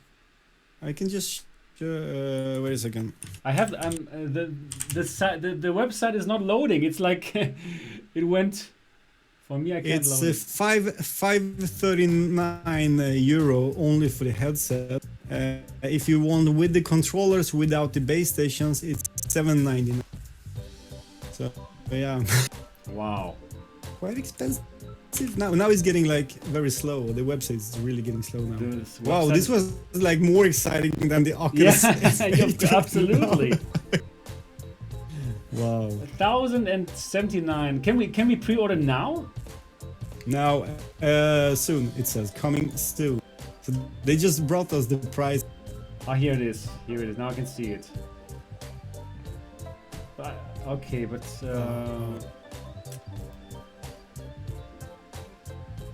Wow, it's a bit expensive.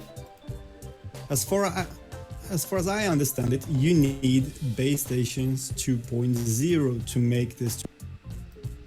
That's the only thing I've heard from everywhere. Like you need the 2.0. It doesn't have to be the Valve base stations, but it needs to be 2.0. So okay, just HMD guys, is $4.99. If you know anything else, exactly what just HMD is $4.99. That's not bad. That's actually what I thought. Yeah. Yeah, and this guy has a good alternative. Buy the Index for $4.99 and then buy the Pimax kit for $300. Yeah, exactly. Because you basically get 2 controllers and 2 base stations for $300 on the Pimax website, right? Right. Man, I still don't see the link, man. You found it from this steampower.com, right? Store steampower.com. Yeah. It's too slow now. Yeah, I just sent you that in. It works good. Yeah. Where do you send it to me, in Discord or where? Discord, also in the comments on YouTube. I'm gonna send it again. There we go. Oh yeah, well, Index. 1,070. Yeah, here it is. Okay, ships. Okay, yeah. Guys, what do you think? Sorry, I just totally forgot to check the comments here for a second. 1,000. I hope they really could have put it under 1,000, like 999. But if you only want to have the headset, then it's better. Valve Index headset and controllers, 799. Valve Index. If you only want the Valve Index headset, 539 euro. That's okay. Yeah. And if you want the Valve Index controllers, 299. Wow. Valve Index. But wait a minute. Yeah. Do we have any specifications even? Have they brought us any specifications? There's an No. integrated headphones, headset cable, headset connection, blah blah blah. Two controls, left, right. There's like no specifications about the headset as of now. Anyways, now we have to watch the F8. Wait. Yeah, of course. Let me just turn on the stream now. 120 hertz. Wait. Someone is talking about 120 hertz. What does that mean? Where Have do I you missed find that? something here? Or in the comments. I'm asking them in the comments, where do they find that? There's a headset and controller only bundle. Well, that's weird. People are talking about 120 hertz and 1440p panel. 1440p or 1440 times 1600 RGB LCDs, 120 hertz per iPad. Oh, really? Where do they get that from, though? Rudel Zavedno just wrote. Is it on the Where did you find out? Yeah, please let us know. Please let us know where you find that, because that sounds like wow, 120 hertz. Yeah. Anyways. I'm not sure we really need it, but of course, I mean, 539 euros for just the headset. I think that's okay. That's okay. Yeah. I really think that's okay for people who don't want to have the Valve Index controllers. 144 hertz, right? Now I'm getting really confused here. People are talking about 144 hertz. But I don't know where they see that. 120 hertz. In the comments on YouTube. Yeah, but I mean, where do they find it? Oh, here probably. Valve Index headset. ValveSoftware.com. I think they're just fooling with us right now. I think so. I just feel totally lost here. I have totally lost the orientation Here are right the now. specs. ValveSoftware.com index. Yeah, right. Let me just upgrade your experience. Okay, guys, I have to. Let's watch. Okay, Yeah, here. guys. Sorry for being so disrupted about everything. The Valve prices and such just totally took out of focus, I guess. Right. But it was really interesting anyway to see. Now we know the prices of the Valve, which means this is going to be a very expensive month. But yeah, It is going to be a very expensive month. but I was expecting that actually. I was expecting around $1,000 or something for a full bundle, and that's what we get now at least. Okay, guys, now let's stop and let's watch the F8 together and see what's going to happen. One moment, let me just change something here,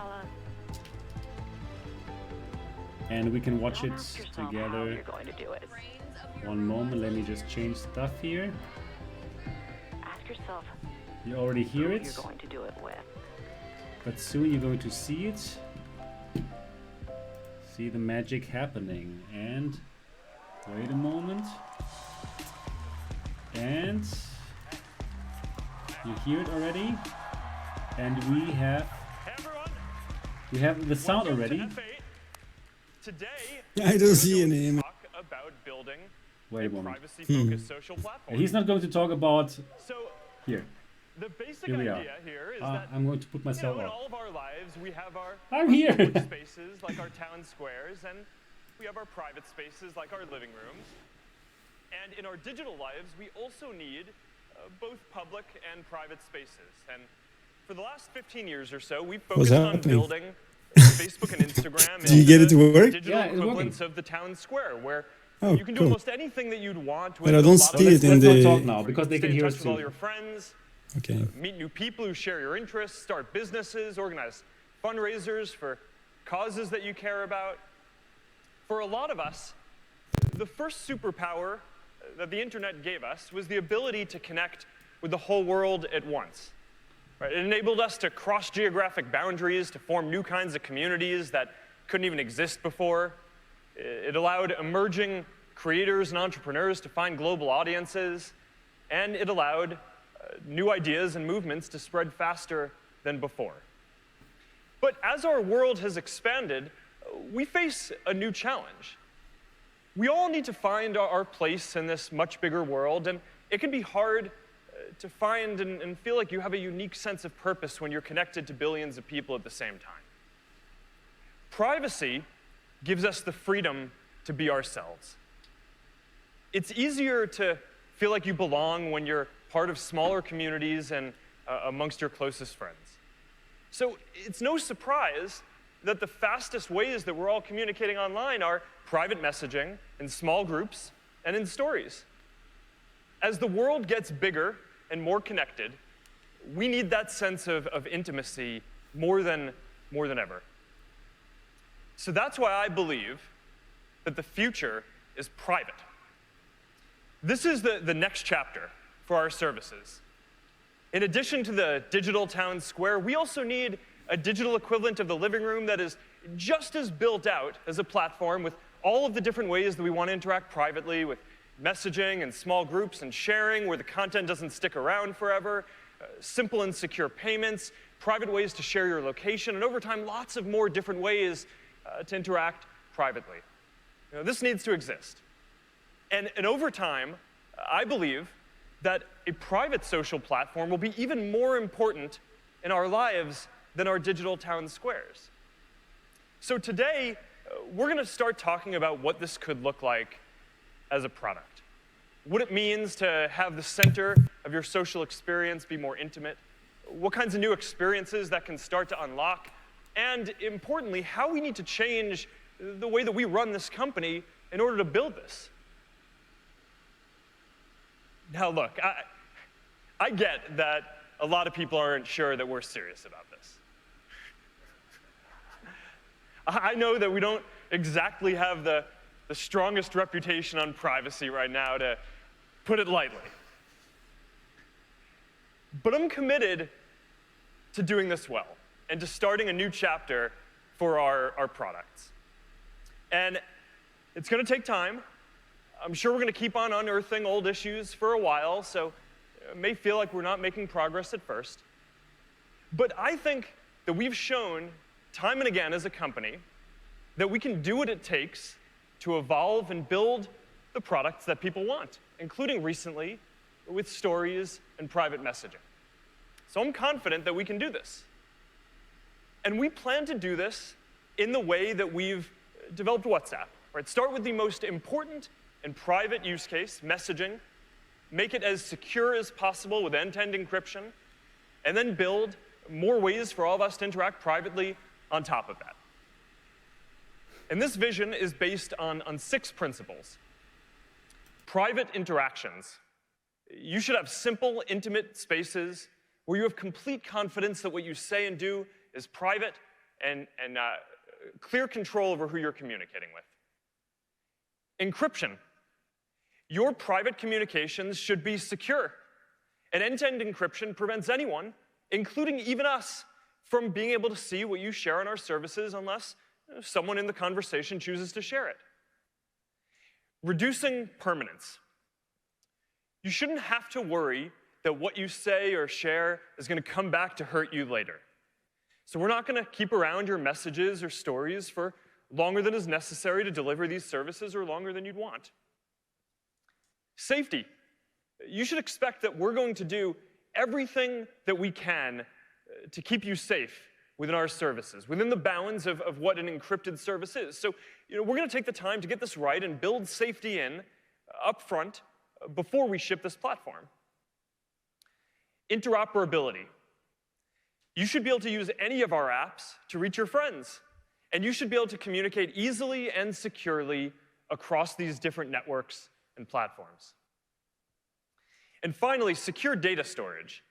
Because you should expect that we're not going to store sensitive data in countries where it may be improperly accessed, either because there's weak rule of law or because a government might try to forcibly get access to your data. So over the next few years, we're going to build more of our services around these ideas. And this is just a massive undertaking, right? So to do this, this isn't just about building features. We need to change a lot of the different ways that we run this company today. And we're doing this in a few ways already. First, we're committed to working openly, right? As we navigate these important trade-offs between these decisions and these important social issues.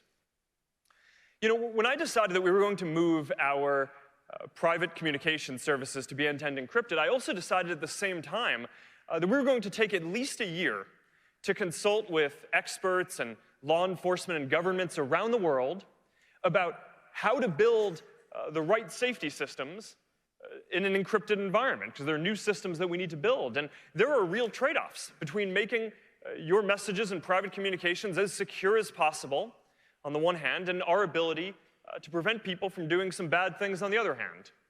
So I really care about getting this trade-off right. And this is a good example of how, a few years ago, we probably would have just rolled this out and then tried to adjust and address issues as they came up. But now we're going out and consulting with experts and trying to make sure that we get this balance right and building safety in up front. Now, second, we're taking a more proactive role in making sure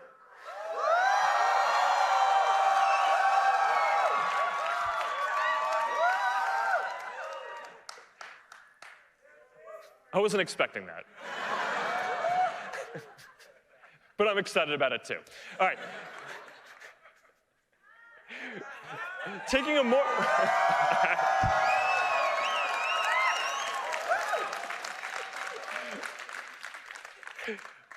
All right, the text does not match the enthusiasm of what I'm about to say, but we're taking a more proactive role in making sure that all of our partners and developers use our services for good. So, last week we rolled out some changes to our developer program to further limit the ways that developers can access data. And I recognize that this makes developing for our platform harder. It adds a lot of friction to the process. But I believe that over time, this is going to help build a more trustworthy platform and is going to be better for everyone. All right, third, we're also building out a lot of deep technical infrastructure and replumbing the whole infrastructure that we build for this company to support this privacy vision. So as an example of this, our systems today are already built to know who's allowed to authorize, who's authorized to see the photos that you post, for example. So that way, if someone who's not supposed to see it tries to access it on Facebook, we can block them. But now we're also developing infrastructure that knows how certain types of data are allowed to be used, so it can automatically block unauthorized uses in our infrastructure and prevent errors. Now, like a lot of other internet companies out there, we rely on engineers today to manually code a lot of these access rules into our systems. But we think that we can make this more reliable and more secure. So we're looking at ways in future computer languages and in future databases and systems that can encode privacy and data use principles as first-class concepts across our whole infrastructure. And this is going to take a long time. The infrastructure is very complex. But this is just one of the ways that we're replumbing the whole infrastructure for what we do to support this privacy vision. All right, so overall, this isn't just about a few new features, right? This is a big change in how we're building these products and how we run our company. It's not going to happen overnight, and to be clear, we don't have all the answers for how this is going to work yet. But today, we are ready to start talking about parts of what this privacy-focused vision is going to look like across each of the areas that we're building. So let's start with our messaging apps, which is going to be the foundation of this vision. Now, the first thing that we've got to deliver for all of you is the best private messaging experience by far. Right? And then on top of that, we can start building more ways to interact privately. But the first thing that we need to do is deliver a basic messaging experience, which is the fastest, simplest, most reliable, and most secure of any of the leading platforms out there. So for Messenger, we've been focused on rewriting the entire thing from scratch to deliver the best private messaging experience that there is. And last year at F8, we introduced the first step of this, our new very simple design, M4. So that was step one. And now our next goal is to make Messenger the fastest messaging app out there and to make the app binary size smaller than any of the major social apps. So we've been working on a project that we've called Lightspeed. And we've been working on this for a long time to rewrite the whole thing. And now we're a few months away from starting to roll this out. And here are some early benchmarks from our lab, looking at how fast this is compared to the other leading platforms out there. Generally, WhatsApp is faster than the other leading platforms, but the other thing that we showed was basically the average of the leading messaging platforms in each country around the world. And Lightspeed is just going to be much faster. All right, so that's what we're doing on simplicity and speed. To be the most reliable, though, you need to do more than just deliver the messages consistently. Right? We need to make sure that the service is available everywhere that you are. And for a modern messaging experience, that means having a great desktop experience. So we've built a great new desktop app. So you're going to be able to chat and video chat in a native app, not just the browser. And we are launching this on both Mac and Windows. And this is one of our top most requested features. All right, so privacy and security. So we believe that a privacy-focused messaging platform has to be encrypted. So we actually launched secret conversations a couple of years ago. So you can already have encrypted and ephemeral conversations if you want. But now we're working towards making end-to-end encryption and reduced permanence the default across all conversations. And when we do this, across both Messenger and WhatsApp, we're going to enable more than 2 billion people around the world to have their most personal conversations with each other privately without having to worry about hackers, governments, or even us being able to see what you're saying. So I think that this is just going to be a historically important step for privacy around the world. So with this foundation, the fastest experience, available everywhere, with the strongest privacy and security, now let's take a look at how a private social platform can start to become the center of your social experience. So as an example, we're launching a Friends tab in Messenger. And over time, you're going to be able to see what your friends are sharing with you across our different apps. So if you follow someone on Instagram, you'll be able to see their stories. If you're friends with someone on Facebook, you'll be able to see their posts and their stories. And it's going to be all private updates from friends, no public content. And this starts to give you just a sense of what is possible with interoperability between services and how a private platform can start to be more central to how you interact with friends. It also continues the trend that we've seen with stories where follow-on conversations are happening in private messages rather than public comment threads more and more. All right, we're also making video chat a lot better. We're launching the ability to co-watch videos with your friends. And this is an example of how video chat, which is just growing really quickly, is one of the basic ways that we all communicate privately, can start to become more of a platform for for more of the ways that we would want to interact privately with each other. All right, so now let's move over and talk about WhatsApp. So WhatsApp already has incredibly strong privacy and performance. So here, we're more focused on the next step, which is building out all of the ways that you would want to interact in the digital living room.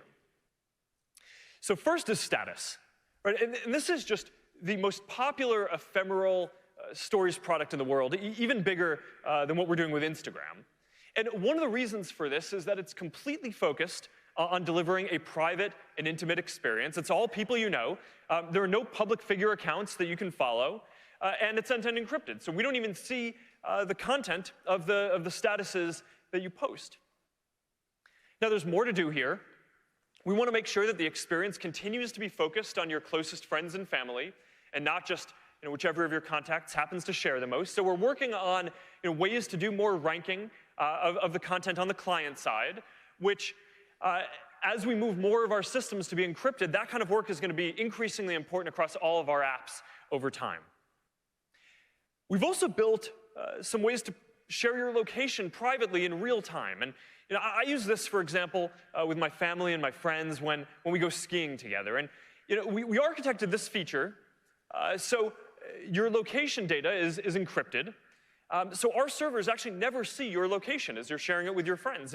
It's very privacy protective. WhatsApp Business is also a big focus. Within a year, millions of small businesses around the world are using this to communicate privately with their customers. And now we're launching a new feature for this, product catalogs. So you're going to be able to easily see what is available from a business. And now this is going to be especially important for all of the small businesses out there that don't have a web presence and that are increasingly using private social platforms as their main way of interacting with their customers.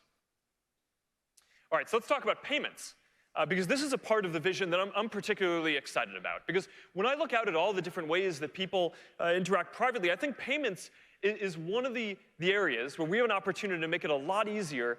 That's among the most important things that we can do here. I believe that it should be as easy to send money to someone as it is to send a photo. So we're already testing this in India with about 1 million people. It's being used a lot, and the feedback so far is great. And we're already working on rolling this out in a number of other countries later this year. And you can take a look at what the basic experience is. And overall, payments and private commerce is one of the areas that I'm really excited about. And we're going to have a lot more news and things to talk about here over the coming year as we flesh this out more. So these are just a few examples of some of the experiences that we're going to be able to build here. And it's a look at how we're starting to bring this privacy-focused vision to life. Now, I started off today talking about how we all want to be able to communicate both publicly and privately. So now let's turn to Facebook and Instagram, the digital town squares, because as we focus more on privacy across our whole company, we're also focusing on adding more ways to interact privately across these apps as well. And here we're focusing on groups, we're focusing on stories, and more private ways to interact with businesses. Now, a couple of years ago, we changed our whole mission as a company to focus on helping you build community. Right? And the idea here is that our friends and family are always going to be the core of our social lives. But we all also need to belong to communities that share our values and interests, that support us, that help us, give us that sense of purpose, and that help us grow in the ways that we want. And I think that this matters even more today than before. Because in a world where people are joining fewer physical communities and there's less social cohesion, it's more important than ever to make it so that we can easily be a part of communities that are meaningful to us. Now, there are already more than 400 million people who are members of Facebook groups that are meaningful to them and that are among the most important parts of their social experience. And these are groups typically where people get together physically in person as well as online, right? Like this small group for people who like running and also care about the environment. So they get together and go running and pick up trash around their town. Or like this tight-knit group for military families. So when they get deployed to a new city, they know where to go to ask what school to send their kids to and how to get integrated into the local community. And we believe that there is a community for everyone.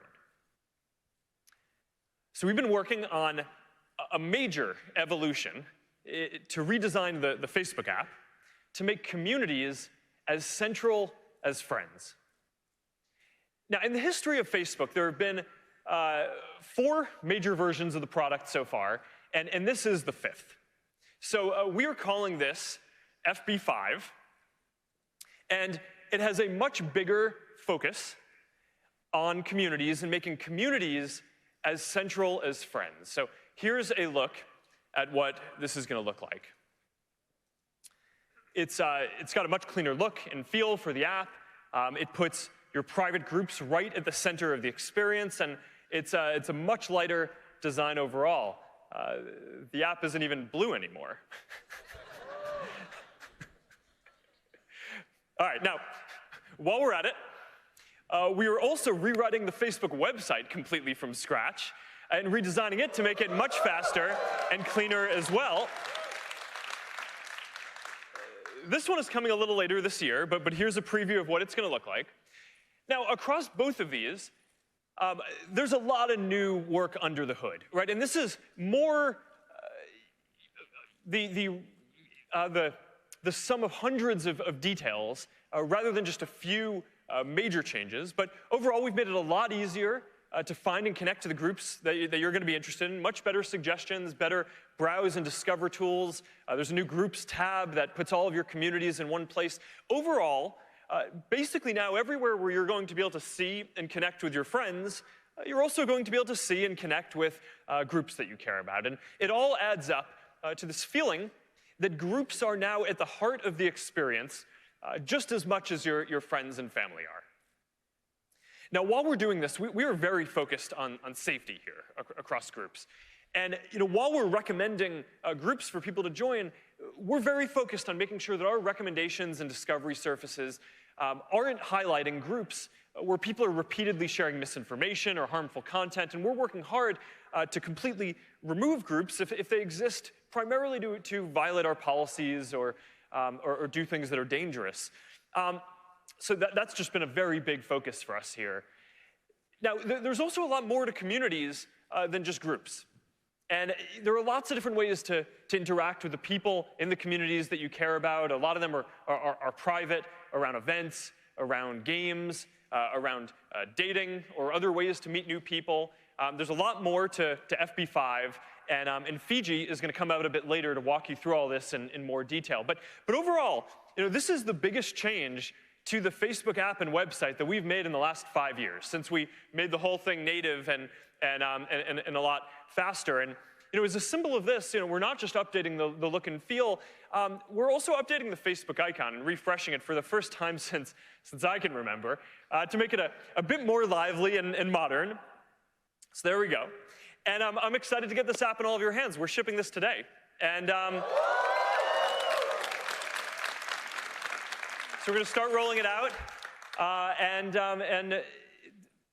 everyone in the U.S. is going to be able to get it today, and a couple of other places, and we're going to roll it out across the rest of the world over the coming weeks as well. So, all right, now for Instagram, let's move on to Instagram.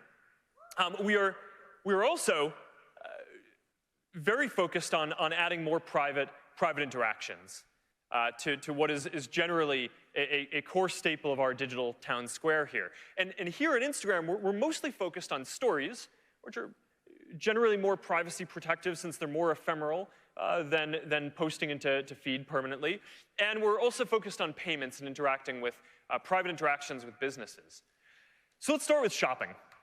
One of the interesting challenges with shopping, either online or offline, is that a lot of the way that we browse is in public. But then when we actually go to do a transaction, that's a very private interaction. So we think that there's an opportunity with Instagram to marry these two experiences together and make them both better. Now, we know that a lot of us already use Instagram to find things that we're interested in, and we think that there's an opportunity to do just a lot more here. So we are launching today a new shopping channel in Explore. So you're going to be able to browse things that you may want to buy or are interested in. We're continuing to roll out checkout. So you're going to be able to buy from more and more brands from directly within the app. And we're also announcing that we're adding a new way for people to buy directly from creators too. So that means that you're going to be able to support the people who are making the stuff that you love. And I think that that's going to be a pretty big deal. All right, now moving along to stories, as more of our sharing moves to stories and becomes more ephemeral and impermanent, we're building more features on top of stories as well. And there are two that I'm excited to talk about today. The first is that we're making the camera a lot better. We're adding a new create mode, we're calling it, which makes it so that when you're building a story or starting a story, you don't need to start with a photo or a video anymore. You can start by just bringing a stickers or drawing or putting text. So that's a pretty big change to how stories has worked so far. We're also launching donation stickers. So you're going to be able to create fundraisers in Instagram for causes that are important to you and that you care about. And this is another example of a feature that is going to benefit from greater interoperability between these different networks so you can reach with the fundraisers that you create all of the different people you know across our different apps.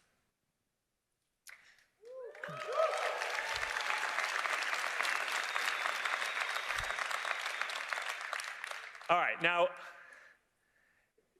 we mostly talked so far about our mobile apps and what's possible to build on phones in the current generation of computing. But we're also very focused on building technology to shape the next generation of computing, to make it more human, more designed around the ways that we all naturally interact with each other, and now also more aligned with this privacy-focused vision for the future. So I think that augmented and virtual reality have the potential to create much more personal and intimate experiences. And with VR, you feel like you're actually right there, present with someone, even physically, they're in a completely different place somewhere halfway across the world. And with AR, instead of you having your face in your phone and someone else having their face in theirs, now the computing environment is going to put digital objects in the real world that you're going to be able to both interact with and actually be present together. So 2 years ago at F8, we talked about how the camera was going to be the first AR platform. And in the last year alone, more than 1 billion people have used AR features on Facebook, Instagram, Messenger, and Portal. And now, to make this into an even broader platform, we're focused on making it easier to build for. So today we're announcing that we're bringing the Spark AR Studio, and we're supporting both Windows and Mac. And we are also going to open our AR beta for Instagram, so everyone is going to be able to build for it.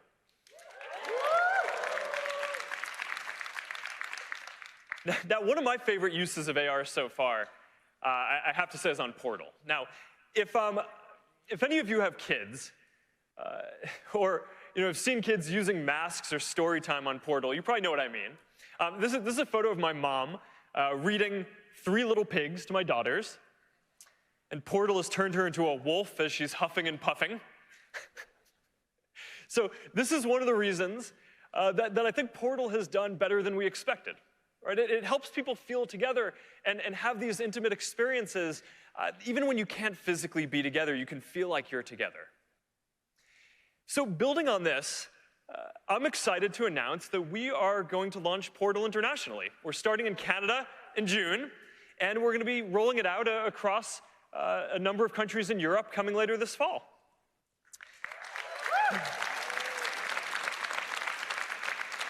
And as part of this, of course, it's really important that we bring WhatsApp to Portal. So we're doing that. So now you're going to be able to make video calls on both WhatsApp and Messenger on Portal. And you know what that means? That means that we are bringing end-to-end encryption to all video calls on Portal. So now you can be sure that when you're having conversations with your friends and family, everything stays between you.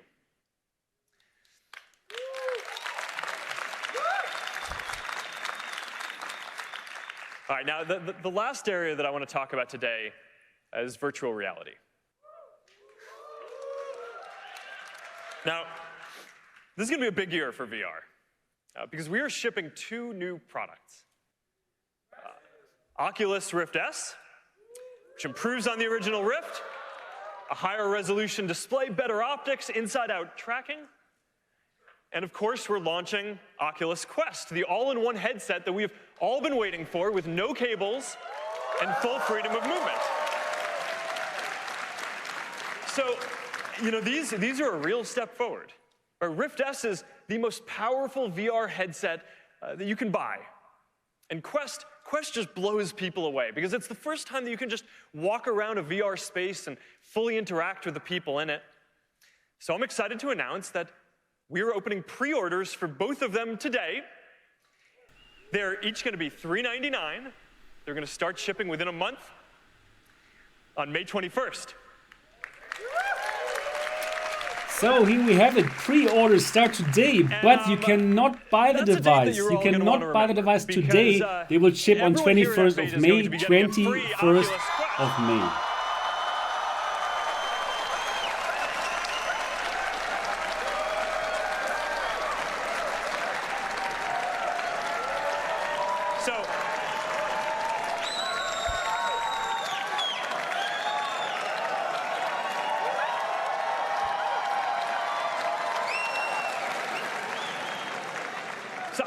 I'm really excited to get this into your hands. I can't wait to hear what you all think of this. I'm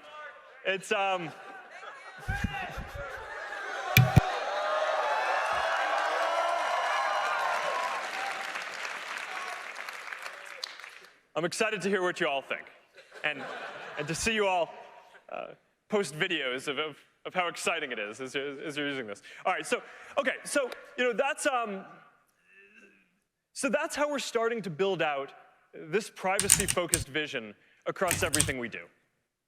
It's still early, but if we get this right, then using all of these services is going to be a fundamentally different experience a few years from now. Now, at the end of the day, this isn't just about building some new products. It's a major shift in how we run this company. Because we believe that for the future, people want a privacy-focused social platform. And I believe that if we build out a fully encrypted, interoperable service with all of the ways that people want to interact privately, then that's going to be an important contribution to the world.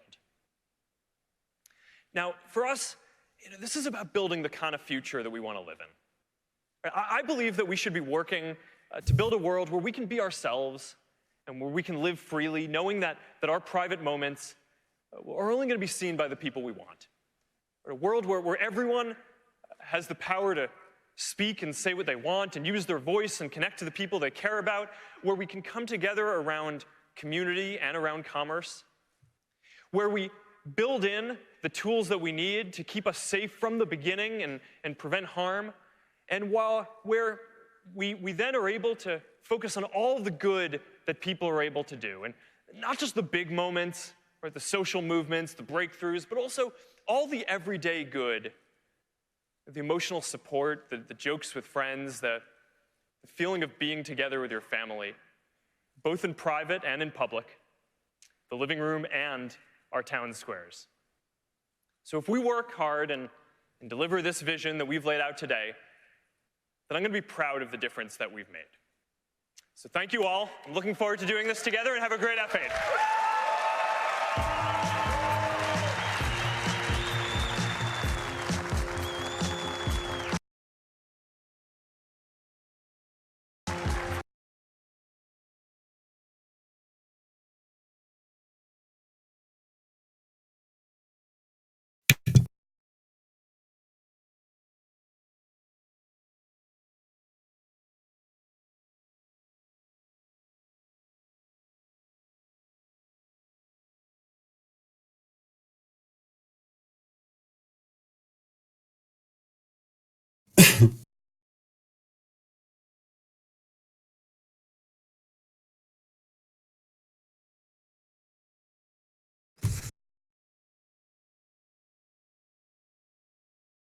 Hi there.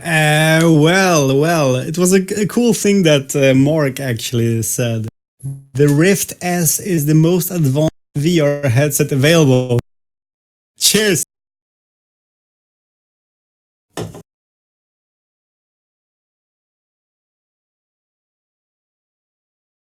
Hilarious. Yeah. I hope so. They should. They should do. Yeah, it should. Yeah, I think I heard some my own They can't voice. hear me. Okay, now they can hear me too. Okay, Wow. yeah. Well, Okay. hilarious, right? That he said like the Rift S is the most powerful VR headset in Yeah. the world. Well, not really, right? I mean, the Valve Index is there. We just got the news about the Valve Index, the Pimax. The Samsung Odyssey Plus also is way better than the Rift S. So it's kind of funny. There's so many headsets that are better than the Rift S, but of course he has to say that. I mean, it's his conference. Right. So, If yeah, we I'm were not surprised. if we were there, probably we would also say that. All right. I'm sure there are some people who thinks that as well. Right. I mean, it's everyone's choice. No, I mean, why? So I think lots of I'm not gonna argue. Right. I think lots of people will be kind of like disappointed that they cannot get the Quest and the Rift S today, right? What do you think? Yeah, but I kind of expected that. I think most people actually expected that, even though they showed up at Best Buy or some stores in the United States, right? That was only demos, I think, of the Quest. So yeah, it's. Right. I mean, it's only what is it, like 3 weeks from now, 3.5 weeks from now. It's not that 3 bad. weeks, yeah, 3 weeks. Yeah, and it's May almost the 21st. same for the Index, as it seems it's going to be shipped on 28th of June. All right. That's June. Oh, sorry, that's 1.5 months, almost 2 months from now. Right. Yeah. Well, but still. You know, math was never my my strong part. Right. Got it. Yeah. Anyways, yeah. It's also we didn't really hear anything about some new games coming, so it was. No. We the only thing that we heard about Oculus was, yeah, coming. You can pre-order now. I mean, I'm going to pre-order now after we are finished with the stream, and yeah, then we're going to get it on 21st of May. Well, sucks. Anyways, there are some people actually having the Oculus Quest already. It seems. Yeah. There are some YouTubers getting it. So yeah, so probably. I think there should be quite a lot of Oculus Quest videos out now from people who own the Oculus Quest already. So that should be interesting. Yeah. Well, I don't have it. You don't have it, even though you have an Oculus shirt. So yeah, it doesn't help. I never asked for it either. So yeah, it's okay. Yeah, so it is a bit disappointing for people that they cannot get it now. But still, I think a lot of people are going to pre-order the Oculus Quest. Definitely, I'm going to do it now. And yeah, then what else? What else can we talk about this? I think Is it already available at yours? Because here it's still not available on the website. Is there somewhere where the Oculus Quest is available for order already? Let me check it now. I'm checking Oculus. I'm checking it right now from good old Germany. So yeah. Oculus Quest is coming soon, it says. Oh, it's up on Amazon Live, actually. Victor's Reality says. Yeah, let me check it on the German Amazon, if I can get it. So, well, basically nothing new here. We knew that this would happen. We knew the price, we knew the specs. And yeah, a little bit of disappointment that they're not sending it right away. We have to wait for 3.5 weeks. But right. I mean, it's like there are no surprises and no good surprises either. No good surprises. As you say, I mean, nothing apart from the things we already knew in the. Yes. What really surprises me here today is the Valve Index prices, because they just launched them just like they're just like, okay, in your face here, 5 minutes before your stupid keynote starts, I'm going to just pump it up and put it there. Oh my goodness, I can't see the. They're creating a hype. I mean, everyone at Reddit everywhere is just talking about the Valve Index right now and the prices and everything. The specifications, because we finally have the specifications now. I totally missed that in the beginning, but there are full specifications of course already. So Martin, what do you think about the following? How about we stop this stream? I'm going to set up a new picture, a new thumbnail, and then we're just going to talk about the Valve Index. Right away? Yeah. Do you have some time? Sure, I'm here. Okay, no problem. I think sure. I really think that's better. Let me let's see, because I think the Valve Index just stole the show today. So it did steal the show. So why don't we stop this stream? Thank you so much for watching the live stream here with me and SweViver, right? You want to say something? Yeah. Thank you so much, guys, for joining. It was really nice. Hope you're going to join our next stream here. Yeah, it's going to happen in like 5 to 10 minutes. We're going to change to Skype, see if it's any better. And then we're going to, we're definitely going to talk about the Valve Index. So make sure to stay connected to the channel. It's going to happen very, very soon. And please, 349 people who are still watching this right now. Wow. Give it a thumbs up. Thank you so much, guys. Thanks so much. Give it a thumbs up. Thanks for watching the channel and watching SweViver and me. So just make sure to stay here on the channel. We're going to be back live here in 5 to 10 minutes. Yep. See you. See you in a moment, soon. guys. Bye-bye. Cheers. Bye.